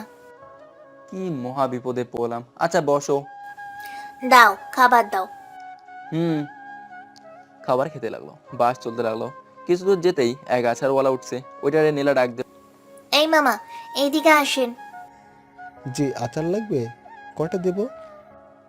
তখন নীলা আমাকে বলল, তুমি আচার খাবা? না আমি মেয়ে নাকি যে আচার খাবো? ওকে, তোমার খেতে হবে না, আমিই খাই। খাও। নীলা আবার আচারওয়ালাকে বলল, এইগুলার দাম কত? 20 টাকা করে। 2 প্যাকেট দিন। আচ্ছা। নীলা আচার নিয়ে আমাকে বলল, এই, টাকা দাও ওনাকে। আমার কাছে টাকা নেই। এখানে যদি বলি তুমি আমাকে ডিস্টার্ব করছো, কি হবে ভাবছো? সো টাকাটা দিয়ে দাও। ব্ল্যাকমেল করতেছো? মনে করো তাই। আমার কত কিউট জামাই। আমি টাকাটা দিয়ে দিলাম। বিশ্বাস করেন, যতগুলো হকার উঠছে সবার কাছ থেকে কিছু না কিছু কিনছে, আর সব টাকা আমি দিচ্ছি। আমার পকেট ফাঁকা হয়ে যাচ্ছে। শ্বশুরবাড়ি যাওয়ার শখ মিটে গেছে। জীবনেও বিয়ে করবেন না, একা একা থাকাই ভালো। আমার পকেটের এই অবস্থা হলে 2 দিন পর ভিক্ষা করতে হবে। তারপর সারা রাস্তা আমার কাঁধে মাথা দিয়ে আসছে। আমি যখন বলছি, তোমার কি লজ্জা শরম নাই? কেন? এই যে আমার কাঁধে মাথা দিয়ে আসো। আমার জামাই তো তুমি। আমি কি তোমাকে জামাইয়ের অধিকার দিয়েছি? তোমার পাপিষ্ট মুখে এসব মানে না। মাথা সরাও। সরাবো না। সরাইতে বলছি, সরাও। নীলা, বেশি কথা বললে সবাইকে বলবো তুমি আমাকে ডিস্টার্ব করছো। কেউ বিশ্বাস করবে না। আচ্ছা দাঁড়াও, দেখাচ্ছি। নীলা একটু জোরে বলল, ওই বাসের ছেলেরা বলতেছে, আপু কি হয়েছে? ছেলেটা কি আপনাকে ডিস্টার্ব করতেছে? না ভাইয়া। ডিস্টার্ব করলে শুধু বলবেন, পিটাইয়া মানুষ বানায় দিমু। ওকে ভাইয়া, সমস্যা হলেই বলবো। আমি ভেবা চেকে খেলাম। শালার উল্টাপাল্টা কিছু বললে বৃন্দাবন দেখতে হবে। নীলা আবার কাঁধে মাথা রাখলো, বাট এখন আর ভয়ে কিছু বলতে পারলাম না। যে মেয়ের ওই বলাতে ছেলেরা আসে পিটাতে, যদি বলে ডিস্টার্ব করে, তাহলে আগামী 6 মাস শুধু নার্স দেখতে হবে। তারপর কয়েক ঘন্টা পরেই ঢাকায় আসলাম। সবকিছুই পরিবর্তন হয়ে গেছে, দিন দিন উন্নত হচ্ছে। নীলা আমাকে নিয়ে তার বাসায় গেল। গিয়ে আমি আমার নীলার বাবাকে সালাম করলাম, ভালো মন্দ জিজ্ঞেস করলাম। তারপর উনি রুম দেখিয়ে দিলেন, আর রুমে ঢুকেই আমি অবাক হয়ে যাই, কারণ রুমটা ছিল রিনার। অবাক করার বিষয় হচ্ছে সারাটা রুমেই আমার ছবি। আমি জিজ্ঞেস করলাম, এগুলো কি? আমার ভালোবাসার স্মৃতি। ও, তোমার আব্বু আম্মু কিছু বলতো না? আব্বু আম্মু জানতো আমি তোমাকে ভালোবাসি, তাই কিছু বলে নাই। ও, তোমার আম্মু কই? সিরিয়াল দেখে। ও। তারপর ওর আম্মুর কাছে গেলাম, সালাম করলাম। উনি আমাকে দেখেই বলল, কেমন আছো বাবা? জি ভালো, আপনি কেমন আছেন? ভালো। তোমাকে কোথায় যেন দেখেছি? জি, আমি আপনার বাসার আশেপাশেই ঘুরঘুর করতাম। ওহ, তুমি কি সেই ছেলে যার উপরে আমি খাবারের ময়লা পানি ফেলছিলাম? জি, আমি সেই ছেলে। আসলে নীলার পেছনে যখন ঘুরঘুর করতাম, তখন একদিন বাড়ির নিচে দাঁড়িয়ে আছি, আর তখন নীলার আম্মু নোংরা পানি ফেলছিল। আমি সেখান থেকে হোসেন বোল্টের থেকেও দ্বিগুণ স্পিডে দৌড় দিছিলাম বাসায়। ওনার কাছ থেকে চলে আসলাম রুমে, বসে ভালো লাগতেছে না, তাই আগের আইডিটা অ্যাক্টিভ করলাম। ভার্সিটির বন্ধু সাগরকে পেলাম, ওর আগের আইডি এখনও আছে। পরে মেসেজ করলাম, কথা হলো অনেকক্ষণ। ও এখন একটা জব করে পার্ট টাইম। আমি বললাম কালকে মিট করার জন্য। ও পরে বলছে মিট করবে, ওর সাথে কথা বলতেছি। এমন সময় কিছু মেয়ে আসলো, এসে নীলাকে বলল, কি রে আপু, তোর জামাই কই? এই যে দেখো আমার জামাই। ও মা, কত কিউট তোর জামাইটা, আমায় দিয়ে দে। চোখ তুলে ফেলবো একদম, ওর দিকে ভুলেও নজর দিবি না। জামাই পেয়ে আমাদের আবার ভুলে যাস না। হুম। তখন মেয়েগুলো আমাকে বলল, কেমন আছো ভাইয়া? ভালোবাসি, তোমরা? ভালো না। ও মা, কেন? তোমাকে দেখে রবির মতো জ্বলে উঠছি। কত কিউট তুমি। মা, তাই নাকি? তোমরা অনেক কিউট। নীলা রে, হয়েছে, এত কথা বলতে হবে না, খেতে আসো। আমারও প্রচন্ড ক্ষুধা লাগছে, খেতে গেলাম। বড়লোক শ্বশুরের খাবারের আয়োজন দেখে মাথা ঘুরে গেল। এত আইটেম আমি 3 দিনেও খেয়ে শেষ করতে পারবো না। তারপর ইচ্ছা মতো খেলাম। সব টাকার প্রতিশোধ খাবারে তুলে নিলাম। এত খাবার খেয়ে নড়তে পারতেছি না। লোভে খাদ্যই বাস। এখন বুঝতে পারতেছি, মোরে বাঁচাও আল্লাহ, আর জীবনে অত খাবার খাবো না, খাবারের লোভও করবো না। রাতে শুতে গেলাম। নীলার রুমে সোফা নাই, এখন আমি কোথায় ঘুমাবো? আমি নীলাকে বললাম, আমি ঘুমাবো কোথায়? বিছানায়। তুমি কোথায় ঘুমাবা? বিছানায়। মানে কি, তোমার মতো 12 ভাতের সাথে আমি ঘুমাতে পারবো না। কি বললা তুমি? ঘুমাতে পারবা না মানে? না ঘুমালে এমন জায়গায় মারবো বাবা হতে পারবা না। এটা আমার বাসা, মনে রাখবা। আমি যেইভাবে বলবো সেইভাবে চলবা। জীবনেও না, কয়টা দিনই তো, পরে কি করবা? পরেরটা পরে দেখা যাবে, এখন ঘুমাও। শরীরে রাগ থাকার পরেও বিছানায় শুইছি, এছাড়া উপায় নাই। নীলাও এসে শুইল, মাঝখানে কোলবালিশ। সকালে উঠে দেখি নীলা আমার বুকে, ওর নিঃশ্বাসগুলো আমার মুখে পড়তেছে। আমি কোনো রকমে উঠে ওয়াশরুমে গেলাম, ফ্রেশ হলাম। নীলা উঠে গেল। সকালের নাস্তা করলাম একসাথে। খাবার টেবিলে অনেক কথা হলো। খাওয়া শেষে আড্ডা দিলাম সবাই মিলে। আড্ডা দিতে দিতে দুপুর হয়ে গেল। দুপুরে খাবার খেয়ে রেস্ট নিলাম। বিকেল হয়ে গেল। ওর ভেতরেই নীলা অনেক জ্বালাইছে। রাগ উঠলেও কিছু বলতে পারে না, কেন জানি বারবার আটকে যাই। আমি রেস্টুরেন্টে যাচ্ছি, সাগরের সাথে দেখা করবো। রেস্টুরেন্টে ঢুকে যা দেখলাম তা থেকে মোটামুটি খুশি হলাম, কারণ সুমন বউ বাচ্চা নিয়ে বসে আছে। এই সুযোগ প্রতিশোধ নেওয়ার। আমার জিএফ এর সাথে ঘুরতি, এখন যখন পাইছি মজা বোঝাবো।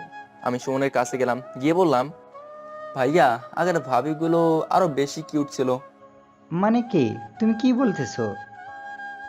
তখন সুমনের বউ বলল, মানে ভাইয়া, আপনি কি বলতে চাচ্ছেন?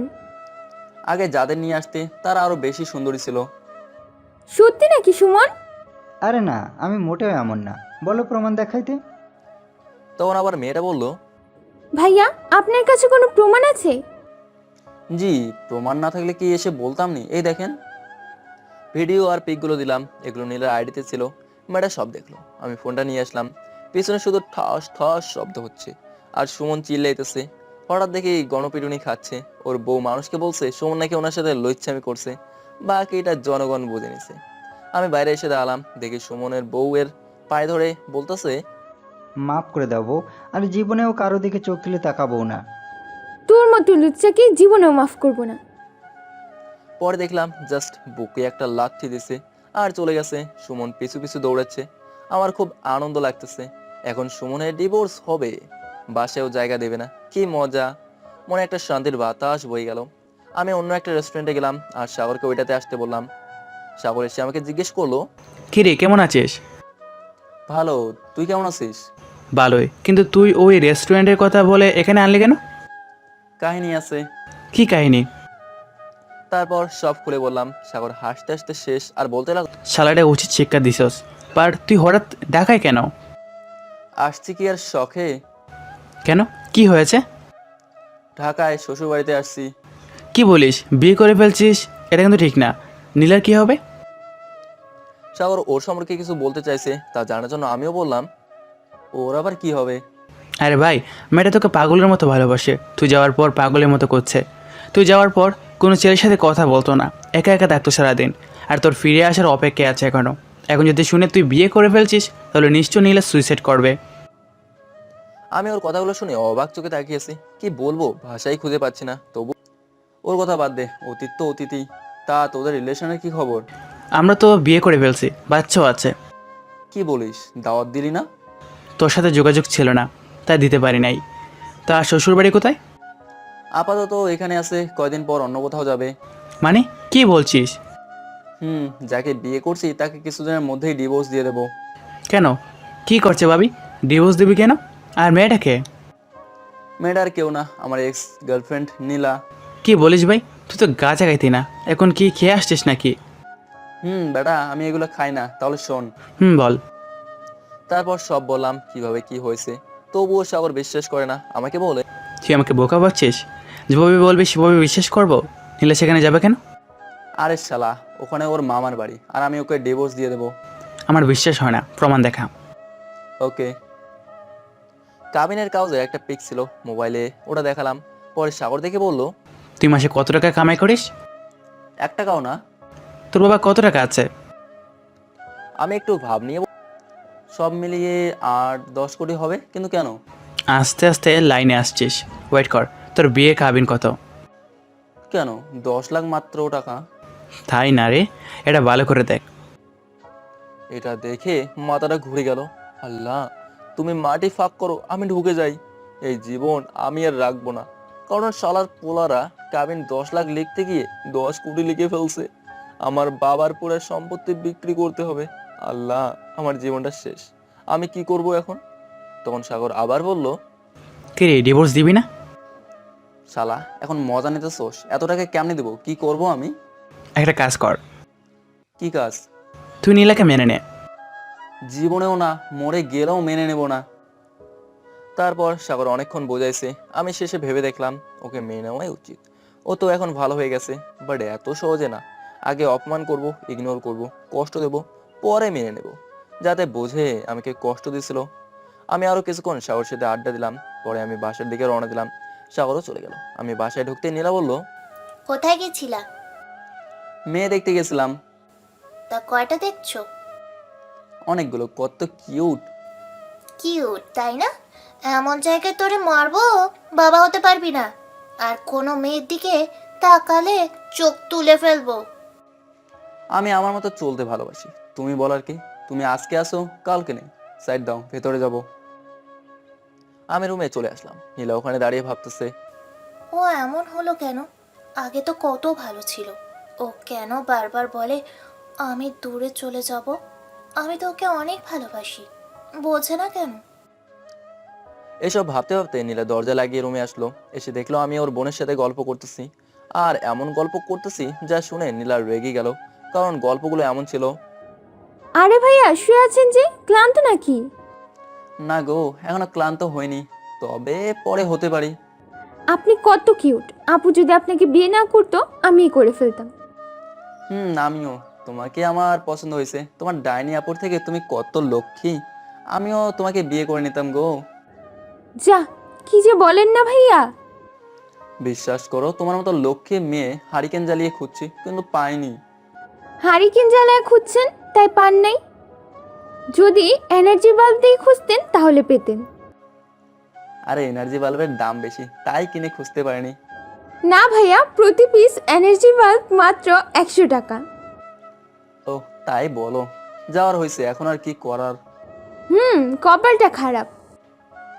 আর নীলা সব কথাগুলো শুনছে, শুনে তেড়ে আসছে। আর ওর বোনের কান ধরে বলতেছে, কিরে, বিয়ে করার শখ হয়েছে? আরে আপু, আমি তো মজা করছিলাম। কান ছাড়ো, ব্যথা পাচ্ছি। তোর মজা দেখাচ্ছি, দাঁড়া। তোরে বাবাকে বলে বিয়ে ব্যবস্থা করতেছি। না আপু, আমি এখন বিয়ে করব না। সে কথা পরে দেখা যাবে। এখন তুই রুম থেকে যা। আর আমার কলিজার দিকে চোখ তুলে তাকালে বটি দিয়ে তোর চোখ তুলে ফেলবো। তাকাতে ঠেকে নাই আমার। তোমার চাঁদ তুমিই দেখো। যা, তাকাবি না, তাকালে চোখ তুলে ফেলবো। নীলার বোন ভেংসি কেটে চলে গেল। আমি বোকার মতো তাকিয়ে আছি, বলতে গেলে নীরব দর্শক। নীলা তখন আমাকে বলল, কি গো, বিয়ে করার শখ যাচ্ছে? একটা দিয়ে হয় না তাই। নীলা অনেকটা মায়া ভরা চোখে তাকিয়ে বলল, আমাকে কষ্ট দিতে তোমার ভালো লাগে? আমি তার ওই চোখের দিকে তাকাই নাই, না তাকিয়ে বললাম, মানুষ তার জন্য কষ্টের জন্য নিজেই দায়ী থাকে। যে যেরকম করবে তার সেটাও ঠিক সেরকমই হবে। ও, আমি তো ভুলের জন্য ক্ষমা চাইছি। ক্ষমা তো কবেই করে দিয়েছি। আমি রুম থেকে বাইরে চলে আসলাম। ছাদে বসে আছি, অনেকটা রাত হয়ে গেছে। তখন নীলা আসলো আবার। এখানে বসে কি করে? ভাবতেছি। কি ভাবতেছো? এই যে আকাশটা অনেক মেঘলা। ভালো। আব্বু আম্মু বসে আছে, খেতে চলো। চলে। তারপর খাবার টেবিলে গেলাম, অনেক কথা হলো। নীলার বাবা জিজ্ঞেস করলো এখানে থাকতে কোনো অসুবিধা হচ্ছে নাকি। আমি বলছি না, কোনো অসুবিধা হয়নি, ভালোই লাগতেছে। তারপর খাওয়া শেষ করে রুমে চলে আসলাম, শুয়ে আছি। একটু পরে নীলাও আসলো, এসে শুয়ে পড়লো। এরপর বলল, বউ থাকতে কোলবালিশ লাগে? আমার তো বউ নাই, তাই কোলবালিশ লাগে। তাহলে আমি কে? আরে তুমি তো ক্ষণিকের জন্য, আজকে আসো কালকে নেই। ও। নীলা চুপ হয়ে গেল। আমি আর কথা বললাম না, ঘুমিয়ে পড়লাম। কিছুক্ষণ পরে নীলাও ঘুমিয়ে পড়লো। সকালে নীলা আমার আগেই উঠছে, আমার জন্য চা নিয়ে আসছে আর আমাকে ডাকতেছে। ওগো, ওঠো, তোমার জন্য চা বানিয়ে নিয়ে আসছি। আম্মু যাও তো, ঘুমাবো। আমি তোমার আম্মু না, তোমার বউ। ও। ওর ডাক শুনে উঠলাম, আর আগে যখন আম্মু তুলে দিত তাই ঘুমের ঘরে ভাবছি আম্মুই ডাকতেছে। পরে নীলা বলল, তোমার জন্য চা বানিয়ে আসছি, খেয়ে নাও। দাও। নীলা চা দিল, আমি পুরো চাটা খেলাম, অনেক ভালো হয়েছে। কিন্তু ও আমাকে জিজ্ঞেস করলো, চাটা কেমন হয়েছে? এগুলো চা নাকি গ্লুকোজ? সবাই তো বললো ভালো হয়েছে, তোমার কাছে ভালো হয়নি? না, আরো ভালো করে বানাতে হবে, এগুলো মানুষ খায় নাকি? আচ্ছা, নেক্সট টাইম থেকে ভালো করে বানানোর চেষ্টা করব। আর ঘোরাঘুরি, আড্ডা সবকিছু মিলিয়ে 2টা দিন চলে গেল। নীলা 2টা দিনে অনেক কাছে আসতে চেয়েছে, আমি বারবার দূরে সরে দিয়েছি। ওর সাথে এমন ব্যবহার করলে আমারও অনেক খারাপ লাগে। আজকে নীলার বাবা মার থেকে বিদায় নিয়ে আমার বাড়িতে চলে যাচ্ছি। ভাবতেছি আসার দিন পকেট খালি করে দিছে, এখন না জানি কি করে। কিন্তু আমার ধারণা ভুল ছিল, ও সারা রাস্তা মন মরা হয়েছিল, হয়তো বাবা মাকে ছেড়ে যাচ্ছে বলে। আমার কাছে কিছুই চাইনি। আমি বাড়িতে আসার পর নানা প্রশ্নের উত্তর দিতে হলো। শ্বশুরবাড়ি কেমন, ঠিকমতো খাওয়া দাওয়া করাইছে, আরো কত কি।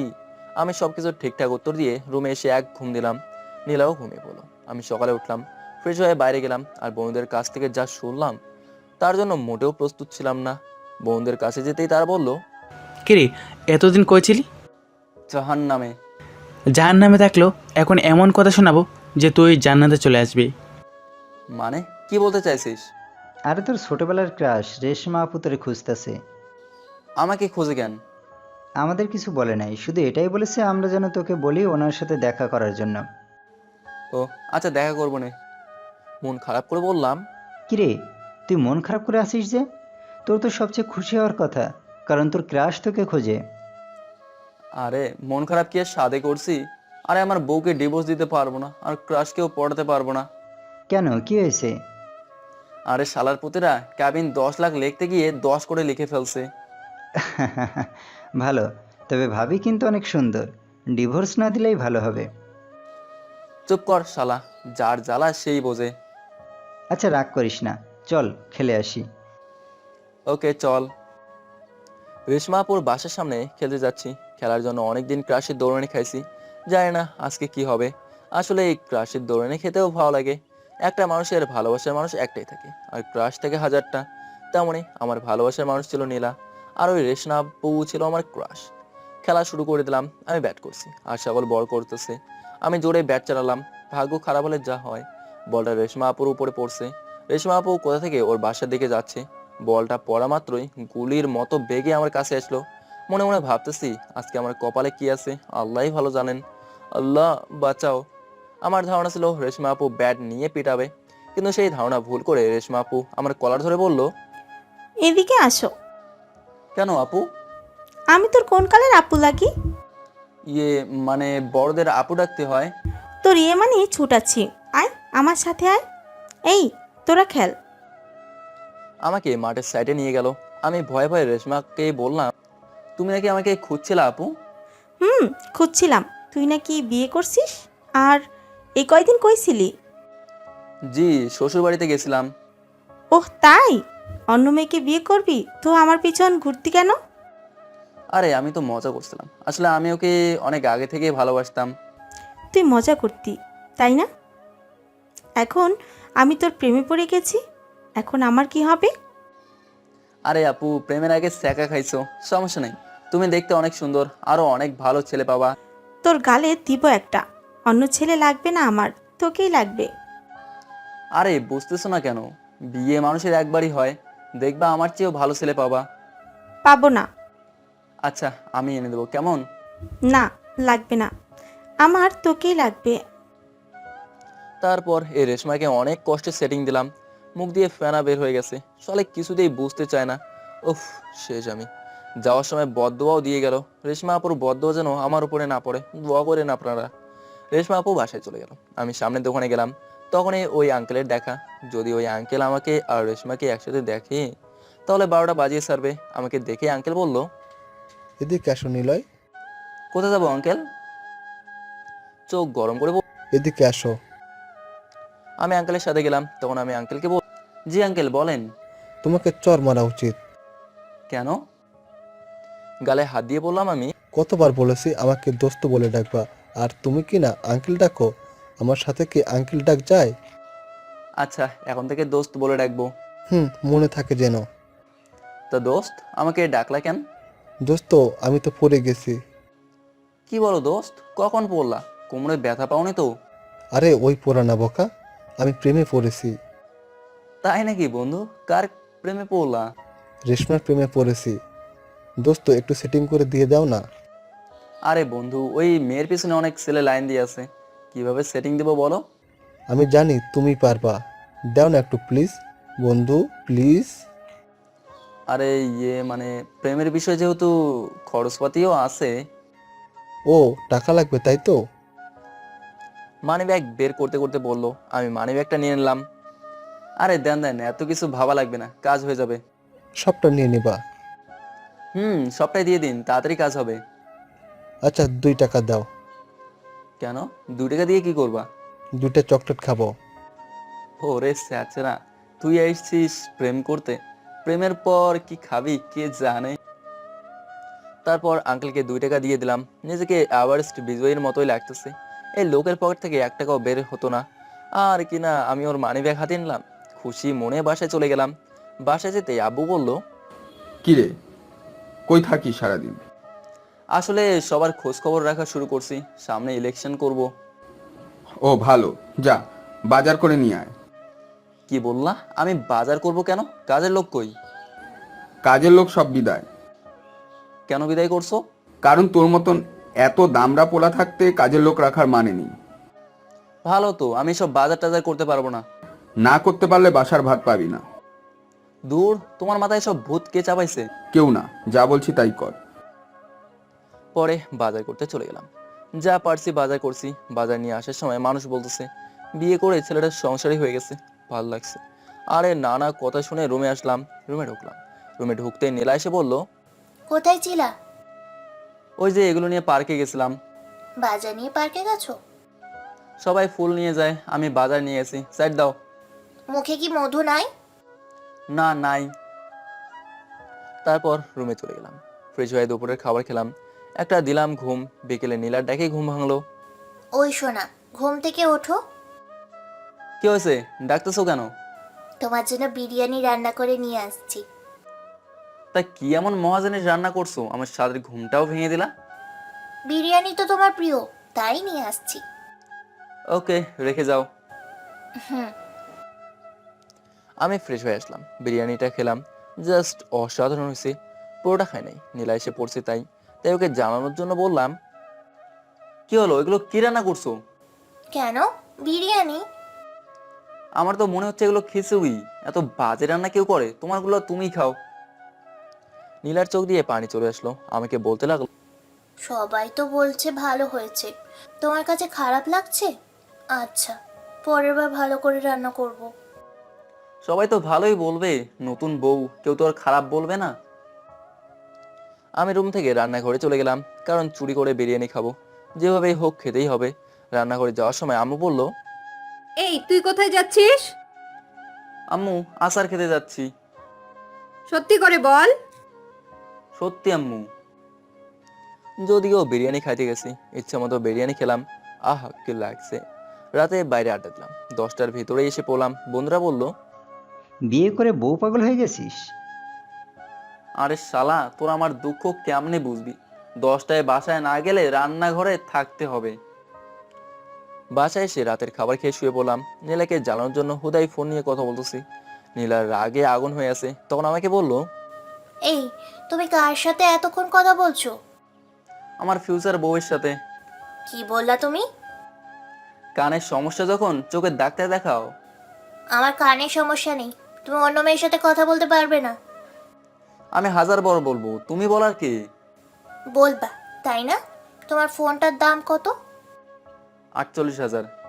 ফোনটাকে যদি পানিতে গোসল করাই কেমন হবে? একদম ফোনে হাত দিবা না। ফোনে হাত দিব না? কেন হাত দিব না? জামাইয়ের ফোন 100 বার হাত দিব। কে তোমার জামাই? তুমি? কয়েকদিন পর এক্স হয়ে যাব। তাই? ভালো। নীলা আমার বুকে এসে শুইছে, তখন আমি বললাম, এটা কি হচ্ছে? ওটা বলছি। তুমি আমার জামাই, সো যতদিন আছো আমার অধিকার আমি বুঝে নেই। একদম টাচ করবে না। তুমি দেহ বাবা, কিন্তু মন পাবা না। 2টার পরে শোনা, এখন ঘুমাও। নীলাকে সারাতে পারতেছি না। তখন আবার নীলা বলল, রান্নাঘরে যেতে চাও? আজব, রান্নাঘরে যাব কেন? সারও বলছি। ছাড়বো না। কি করবা? ধাক্কা দিয়ে ফেলে দেবো। আমি চিৎকার দিয়ে আব্বু আম্মুকে ডেকে বলবো তুমি আমাকে মারছো। পরে কি হবে ভাবছো? দূর, ভাল লাগে না, কথায় কথায় ভয় দেখায়। তারপর বুকের উপর শুয়ে আছে। এভাবেই ঘুমাতে হলো। সকালে উঠে দেখি নীলা বুকে নেই। তার মানে আগেই উঠে গেছে। একটু পরে চা নিয়ে আসলো। চা খেয়ে আজকেও ঝাড়ি দিলাম। তারপর বাইরে গেলাম। আঙ্কেলের সাথে আবার দেখা। উনি অনেক করে বলছে যেন রেশমাকে ওনার করে দেই। তাই আমি খাবার খেয়ে যাচ্ছি আমার ক্রাশের সাথে দেখা করতে। ক্রাশ হয়ে যাবে আন্টি, ভাবতেই কেমন লাগে। ক্রাশের কাছে গিয়ে যা হলো তা হলো, ক্রাশের বাসার সামনে দাঁড়িয়েছি। ক্রাশের বাবা আমাকে একেবারেই দেখতে পারে না, কারণ ওনার বাসার বহু জানালার কাজ আমি ভাঙছি। তাই ভেতরে যেহেতু ঢোকা যাবে না, কিছু একটা করতে হবে যেন ক্রাশ নিচে আসে। কাউকে দিয়ে খবর পাঠালে মন্দ হয় না। এখন কাকে দিয়ে খবর পাঠাবো? আশেপাশে তাকিয়ে দেখি একটা পিচ্চি ক্রাশের বাসা থেকে উকি চুকি করতেছে। আমি ওকে ডাক দিলাম, এই এদিকে আয়। জি ভাইয়া। তুই এখানে উকি চুকি করতেছিস কেন? সিক্রেট বিষয় বলা যাবে না। কানের নিচে খাওয়ার আগে বল। আসলে ভাইয়া, এখানে আমার গার্লফ্রেন্ড থাকে, ওকে দেখতে আসছি। তোর কি ফ্রেন্ড এখানে থাকে? গার্লফ্রেন্ড মানে মেয়ে বন্ধু, আমরা একসাথে পড়ালেখা করি। ও তাই, বল, আমার একটা হেল্প করে দে। কি হেল্প? ওই বাসায় তোর নীলা রেশমা গিয়ে বল নিচে আসতে। পারবো না আমি। আচ্ছা, আমি তোর আব্বুকে গিয়ে বলবো আপনার ছেলেকে দেখলাম মানুষের ফ্ল্যাটে উকিঝুঁকি দেয়, আর তোর আব্বুর সাথে আমার অনেক খাতির। আচ্ছা ভাই, যাচ্ছি। আর থ্যাঙ্কস। থ্যাঙ্কস কেন? আমাকে ভিতরে যাওয়ার সুযোগ করে দেওয়ার জন্য। কেউ ধরলে বলবো আপনি পাঠিয়েছেন। আচ্ছা বলিস, যা এবার বাপ। পিচ্চিটা চলে গেল। মনে মনে ভাবতেছি, কি যুগ আইলো রে ভাই। মায়ের পেট থেকে ফোটার আগে প্রেম করা শুরু করে দিচ্ছে। পিচ্চির মতো বয়স থাকতে মোবাইলে কি চিন্তামই না, ক্যালকুলেটর দিয়ে হ্যালো হ্যালো করতাম। না, এভাবে চলতে থাকলে আগামী 100 বছর পর শোনা যাবে মায়ের পেটে গর্ভ অবস্থায় থাকতে ছেলের জন্য সুন্দরী গপ ম্যানেজ করতে না পারায় ছেলে আর পৃথিবীর মুখ দেখলো না, পরপারে চলে গেল। আমি দাঁড়িয়ে এসব ভাবতেছি। আমার ক্রাশ রেশমা আপু এদিকে আসতেছে। যে আগে ক্রাশ আপু ছিল, এখন থেকে ক্রাশ আন্টি হয়ে যাবে। ক্রাশ আন্টি আমার কাছে আসতে আমি বললাম, আসসালামু আলাইকুম আন্টি। ও মা গো, আমার গালটা গেল। এত জোরে কেউ মারে? তোরে যে জুতা খুলে পিটাই নাই সেটাই তোর ভাগ্য। কেন আই কিচ্ছি? তুই আমাকে আন্টি ডাকতেছিস কেন? আমি কচি একটা মেয়ে, আমার সাথে আন্টি ডাক যায়? আসলে আন্টি ডাকার পেছনে বিরাট একটা কারণ আছে, বলতেছি, ওয়েট। তুমি আগে ফুচকাটা খাও। কি কারণ? জুতার বাড়ি খাওয়ার আগে বল। ওকে নাও, অনেকগুলো নিয়ে আসছি। ওয়াও, তুই ফুচকা নিয়ে আসছিস? দে দে, তাড়াতাড়ি দে। রেশমা ফুচকা খেতে খেতে বলল, তুই কি বলতে আসছিস বল। আসলে সবাই তো ভালোবাসা চায়, তাই না? চাই তো, আমিও চাই। তুমি যেমন আমাকে ভালোবাসো, তেমনই তোমাকে অন্য কেউ ভালোবাসে। তাই তোমার উচিত ওনাকে মেনে নেওয়া। অনেকেই তো আমাকে ভালোবাসে, কিন্তু তুই কার কথা বলতেছিস? আরে রফিক আঙ্কেল আছে না, উনি তোমাকে অনেক ভালোবাসে। নিলয়, তুই কি বলিস? ওই বুইড়া বেটা আমাকে ভালোবাসে? আমার পিছনে কত সুন্দর সুন্দর ছেলে ঘুরে, তুই জানিস না? আপু জানি, বাট সুন্দর ছেলে দিয়ে কি করবা? তোমাকে সুন্দর ছেলের কথায় উঠতে বসতে হবে, আর ওনাকে ভালোবেসে বিয়ে করলে ওনাকে তোমার কথায় ওঠাতে বসাতে পারবা। বয়স্ক ছেলেরা বউয়ের কথায় উঠে বসে, তোমার কপাল খুলে যাবে। তবুও আমি পারবো না। ওনার বুড়ি কতটা বড়, আর বয়সও বেশি। আরে প্রেমের সময় কম কম খেতে বলবা, ভুঁড়ি কমে যাবে, আর সব টাকাও তোমার নামে লিখে দেবে। ওই যে ফুচকাটা খাচ্ছ, এটা ওনার টাকায়। আচ্ছা, আমি 2 মিনিট ভাবি। ওকে, ভাবো। 2 মিনিট পর বলল, তুই ঠিক বলছিস, আমি রাজি। বাট ওগুলোর জন্য আমি রাজি হইনি। আমি রাজি হয়েছি একটা কারণে। আপু কি কারণে? ফুচকা আমার ফেভারিট খাবার। উনি আমাকে ফুচকা খেতে দিচ্ছে, তাই রাজি হয়ে গেছি। লও ঠেলা, ফুচকার কারণে প্রপোজাল অ্যাকসেপ্ট করে ফেলছে। কেউ কাউকে প্রপোজ করলে ফুচকা দিয়ে করেন, হয়তো কপাল খুলে যেতে পারে। আমি আবার রেশমাকে বললাম, আপু এখন বুঝছেন আগে কেন আন্টি বলছি, আর এখন থেকে আন্টিই ডাকবো। ওকে, ডাকিস। কিন্তু গাল দুইটা লাল করে ফেলছেন। আয়। বলেই গান টেনে দিল। তারপর ক্রাশের ওখান থেকে আঙ্কেলের কাছে আসলাম। আসতেই বললাম, আঙ্কেল টাকা লাগবে। তোমাকে কতবার বলেছি বন্ধু বলবা, তা কাজ হয়েছে? টাকা লাগবে। কত? বিয়ারের দাম দিলেই হবে। ওকে, এই নাও। দিন। এখন বলো কাজ হয়েছে কিনা। পুরোপুরি হয়ে গেছে, এখন কল দেন। ওকে। আঙ্কেল মানে বন্ধু ডান্স দিতে দিতে চলে গেল। দেখলাম ফোনটা বের করে রেশমাকে কল দিতেছে। আমিও বন্ধুদের কাছে চলে গেলাম। আড্ডা দিয়ে বিকালে বাড়িতে গেলাম। বাড়িতে গিয়ে দেখলাম নীলা সেজে আছে।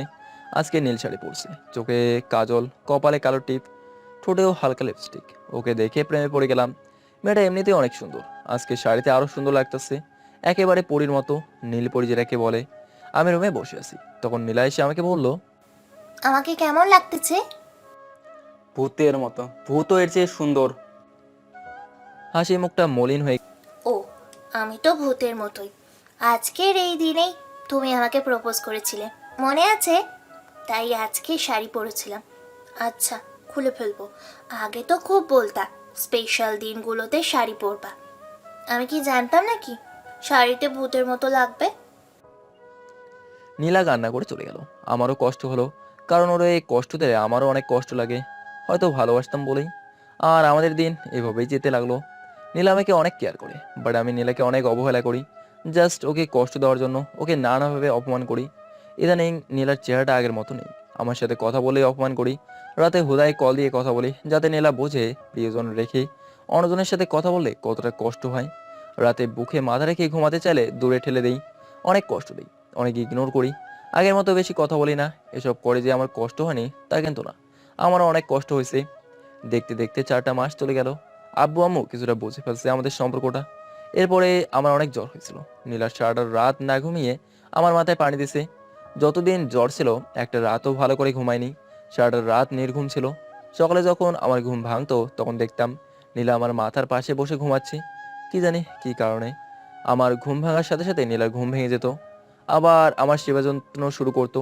কিছুদিনের মধ্যেই সুস্থ হয়ে উঠি। এর মাঝে ক্রাশ আর আঙ্কেলের অনেক ঝগড়া হতো, সেগুলো সলভ করে দিতাম। মাঝে মাঝে ক্রাশের চরও খাইতে হয়েছে।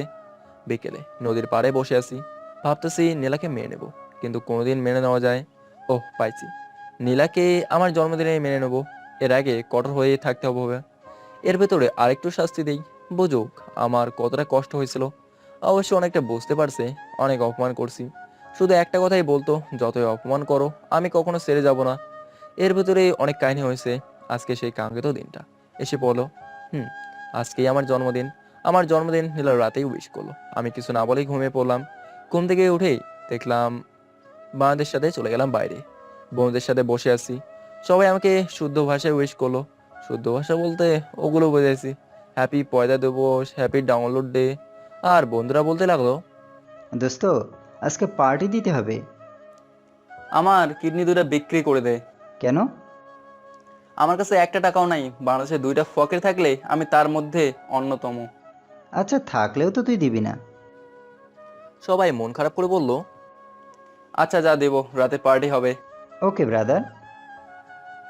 তারপর অনেকক্ষণ আড্ডা দিতে লাগলাম। পরে এই নিলয়, কই তুমি? কেন, কি হয়েছে? তোমার আন্টি রাগ করেছে, রাগ ভাঙাতে পারছি না। আঙ্কেল, আজকের মতো আমাকে মাফ করেন। আজকে আমার পয়দা দিবসে চাই না আপনার গমের চর খাইতে। প্লিজ নিলয়, না হলে আমি মরে যাব। চিঠি লিখে যাব আমার মরার জন্য নিলয় প্লাস রেশমা দায়ী। দূর মিয়া, আপনার সাথে কথা বলাটাই ভুল। কি জন্য যে আপনাকে লাইন করাইয়া দিয়েছিলাম। আচ্ছা, যাচ্ছি। সুন্দরভাবে বুঝাইও। ওকে। বোনদের কাছ থেকে বিদায় নিয়ে রেশমার বাসার সামনে গেলাম। সুখে কপালে ভূতে কিলায়, এখন হারে হারে টের পাচ্ছি। রেশমা আন্টিকে কল দিলাম। হ্যালো আন্টি, হ্যালো, কি জন্য কল দিছিস বল? আজকে আমার ডাউনলোড দিবস। Happy birthday to me. Okay, happy birthday. আমি বাসার সামনে দাঁড়িয়ে আছি, নিচে আসো। ওকে, আসতেছি। রেশমা সামনে আসলো। আসতে আমি বললাম, দুই গালে হাত দিয়ে বল, আজকে কি জন্য ঝগড়া করছো? দুই গালে হাত দিয়ে আছিস কেন? যতবারই কারণ জিজ্ঞেস করছি, গাল দুইটা টমেটো করে দিছো।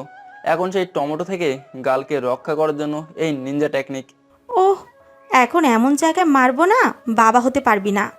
তুই হালা আমাকে একটা স্যাসরার সাথে প্রেম করায় দিছস। আন্টি, তোমার মুখ দিয়ে এত মধু বের হচ্ছে কেন? আর আঙ্কেল কি করছে? আরে, গেছি রেস্টুরেন্টে, বলে আমি কেন এত ময়দা মেখে আসছি। উনি আমার মেকআপকে অপমান করছে, তাই ব্রেকআপ করে দিব। আরে আন্টি, তুমি ন্যাচারাল অনেক সুন্দর। মেকআপ করলে কেমন জানি লাগে। মেকআপ ছাড়াই যে সুন্দর, তোমাকে যে কোনো ছেলেই প্রেমে পড়ে যাবে। ও মা, সত্যি বলছিস? আন্টি, আঙ্কেল তো তোমার ভালোর জন্যই বলছে। কথাটা অবশ্য মন্দ বলিসনি। আসলে লোকটা স্যাসরা হলেও আমাকে অনেক ভালোবাসে। তখন তোর মতো বুঝিয়ে বললেই হতো। আসলে অতিরিক্ত ভালোবাসার ফলে সব গুলিয়ে ফেলে। একটা বলতে গিয়ে আরেকটা বলে। আচ্ছা, আমি কল দিব নে, তুই বুইরাটাকে কিছু শিখাইস। লে হালুয়া, নিজের বয়ফ্রেন্ডকে বুইরা বলে? আমি বাসায় চলে আসলাম। ফ্রেশ হয়ে খেয়ে ঘুম দিলাম। বিকেলে উঠলাম। বিকেলে বসে ভাবতেছি, আজকে নীলাকে যেহেতু মেয়ে নেব, তার জন্য কিছু গিফট কেনা দরকার। যাই, গিফট কিনে নিয়ে আসি। মার্কেটে গেলাম। একা একা ঘুরতেছি, কি কিনবো বুঝতেছি না। তখন ঘুরতে ঘুরতে সাগরের বোনের সাথে দেখা। দেখে আমাকে বলল, ভাইয়া। আমার কলিজাটা স্যাদ করে উঠলো। এত মধুর সুরে কে আমাকে ভাইয়া ডাকে? আশেপাশে তাকাচ্ছি। এই যে আমি এখানে, এই যে এখানে। ও, সাগরের বোনকে দেখতে পেলাম। কাছে গিয়ে বললাম, তুমি এখানে কি করো? আরে ভাইয়া, আমি মার্কেট করতে আসছি। আপনি কি জন্য আসছেন? আমিও তোমার ভাইয়ের জন্য কিছু গিফট কিনতে আসছি। ওহ, ভালোই। তাই এইভাবে ঘোরাঘুরি করছেন কেন? কিছুই তো কিনলেন না। আরে, পছন্দ করতে পারতেছি না। ছোট বোন, যদি কিছু মনে না করো, আমাকে একটু হেল্প করো। আচ্ছা ভাইয়া, আসেন, আমি পছন্দ করে দিচ্ছি। ধন্যবাদ ছোট বোন। ধন্যবাদ লাগবে না। মেয়েটা অনেক কিছু পছন্দ করে দিচ্ছে। একটা নীল শাড়ি কিনলো, নীল চুড়ি, নুপুর, আরো কত কি। এগুলো কেনার সময় অনেক হাসাহাসি করছিলাম। এটা নীলা দেখে ফেলছে। নীলাও আমার জন্য গিফট কিনতে মার্কেটে আসছিল। নীলা যে আমাকে দেখে ফেললো, আমি তখন নীলাকে দেখি নাই। নীলা আমাকে অন্য মেয়ের সাথে দেখে বাসে চলে গেল। ওখান থেকে কাউকে কিছু না বলেই ঢাকায় চলে গেল। আমি দেখে হাসি মুখে নীলার জন্য গিফট কিনেই যাচ্ছি, কারণ আজকে রাতে এই সব দুঃখ দূর হয়ে যাবে। অনেকগুলো গিফট কিনে ফেলছি। আমি ছোট বোনকেও একটা শাড়ি গিফট করলাম, কারণ অনেক কষ্ট করছে আমার সাথে। শাড়ি পাওয়াতে মেয়েটা অনেক খুশি হলো। আমি গিফটগুলো একটা জায়গায় রেখে দিলাম। এখন বাসায় নিয়ে যাওয়া যাবে না, রাতে দেবো, আর বুকে দেবো না। রাতে বন্ধুরা বোনদের সাথে পার্টি শেষ করে বাসায় গেলাম গিফট নিয়ে। বাসায় যাওয়ার পর কাজের ছেলেটা দরজা খুলে দিল। আমি অনেকটা অবাক হয়ে গেছি, কারণ নীলা সবসময় দরজা খুলে দিত।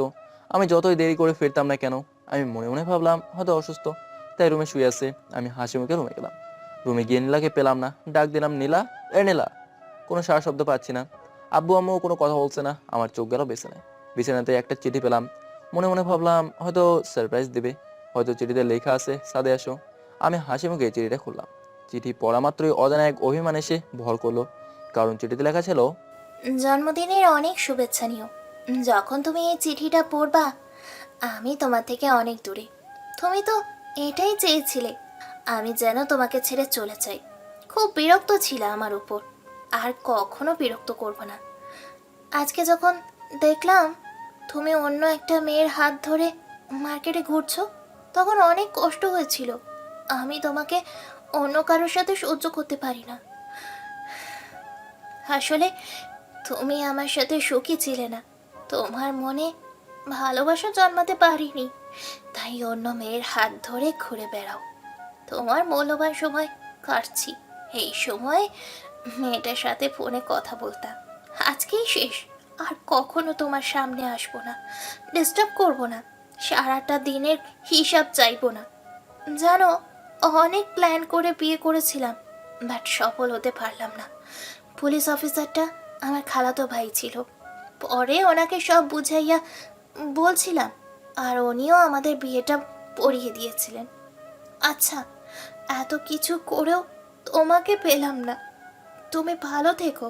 তুমি ভালো থাকলে আমিও ভালো থাকবো। তোমার সুখেই আমার সুখ। শেষ একটা অনুরোধ, তোমার জন্য একটা নীল পাঞ্জাবি কিনছি, ওটা পইরো।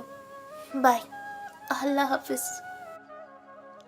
চিঠিটা পড়ে হাসবো না কাঁদবো কোনোটাই বুঝতে পারছি না। ভাবছিলাম আজকে বুঝি তোমাকে ভালোবেসে বুকে জড়িয়ে নেব, আর তুমি কিনা ভুল বুঝেই চলে গেলা। অনেক অভিমান ভর করতেছে। আমার কাছে একটাবার জানতেও চাইতে পারতো, আমি বলে দিতাম। আর ওরই বা দোষটা কোথায়? আমি প্রত্যেকদিন হুদায় ফোন দিয়ে কথা বলতাম, আর এ সময় অন্য একটা মেয়ের সাথে দেখলে এগুলো ভাবা স্বাভাবিক। রাত্রে এভাবেই কেটে গেল। সকালে উঠে আব্বু আম্মু জানতে চাইলো কি হয়েছে আমাদের মাঝে। পরে আমি বললাম একটু ঝগড়া হয়েছে। আব্বু বলল, তুই যদি বউকে নিয়ে না আসতে পারিস, তোর কোনো জায়গা হবে না এই বাড়িতে। এখনই বেরিয়ে যা।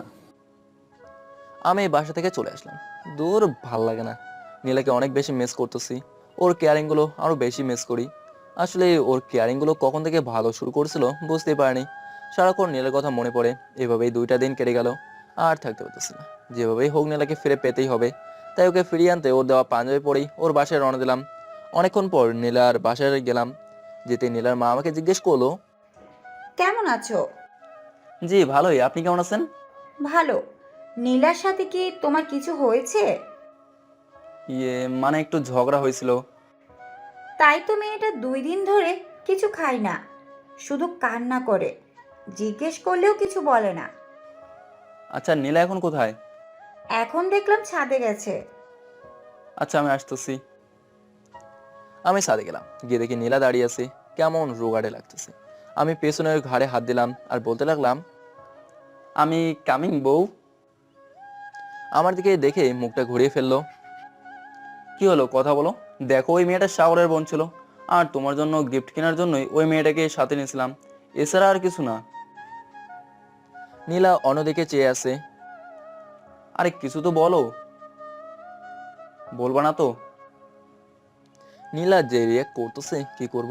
ও মনে পড়ছে, নীলা একবার বলছিল ঝগড়া হলে লেপ কিস করলেই সব মিটে যাবে। তাই আমি নীলাকে জোরে ধরে লেপ কিস করে দিলাম। নীলা তখন ছোটার জন্য চেষ্টা করতেছে। অনেকক্ষণ পরে ছাড়লাম।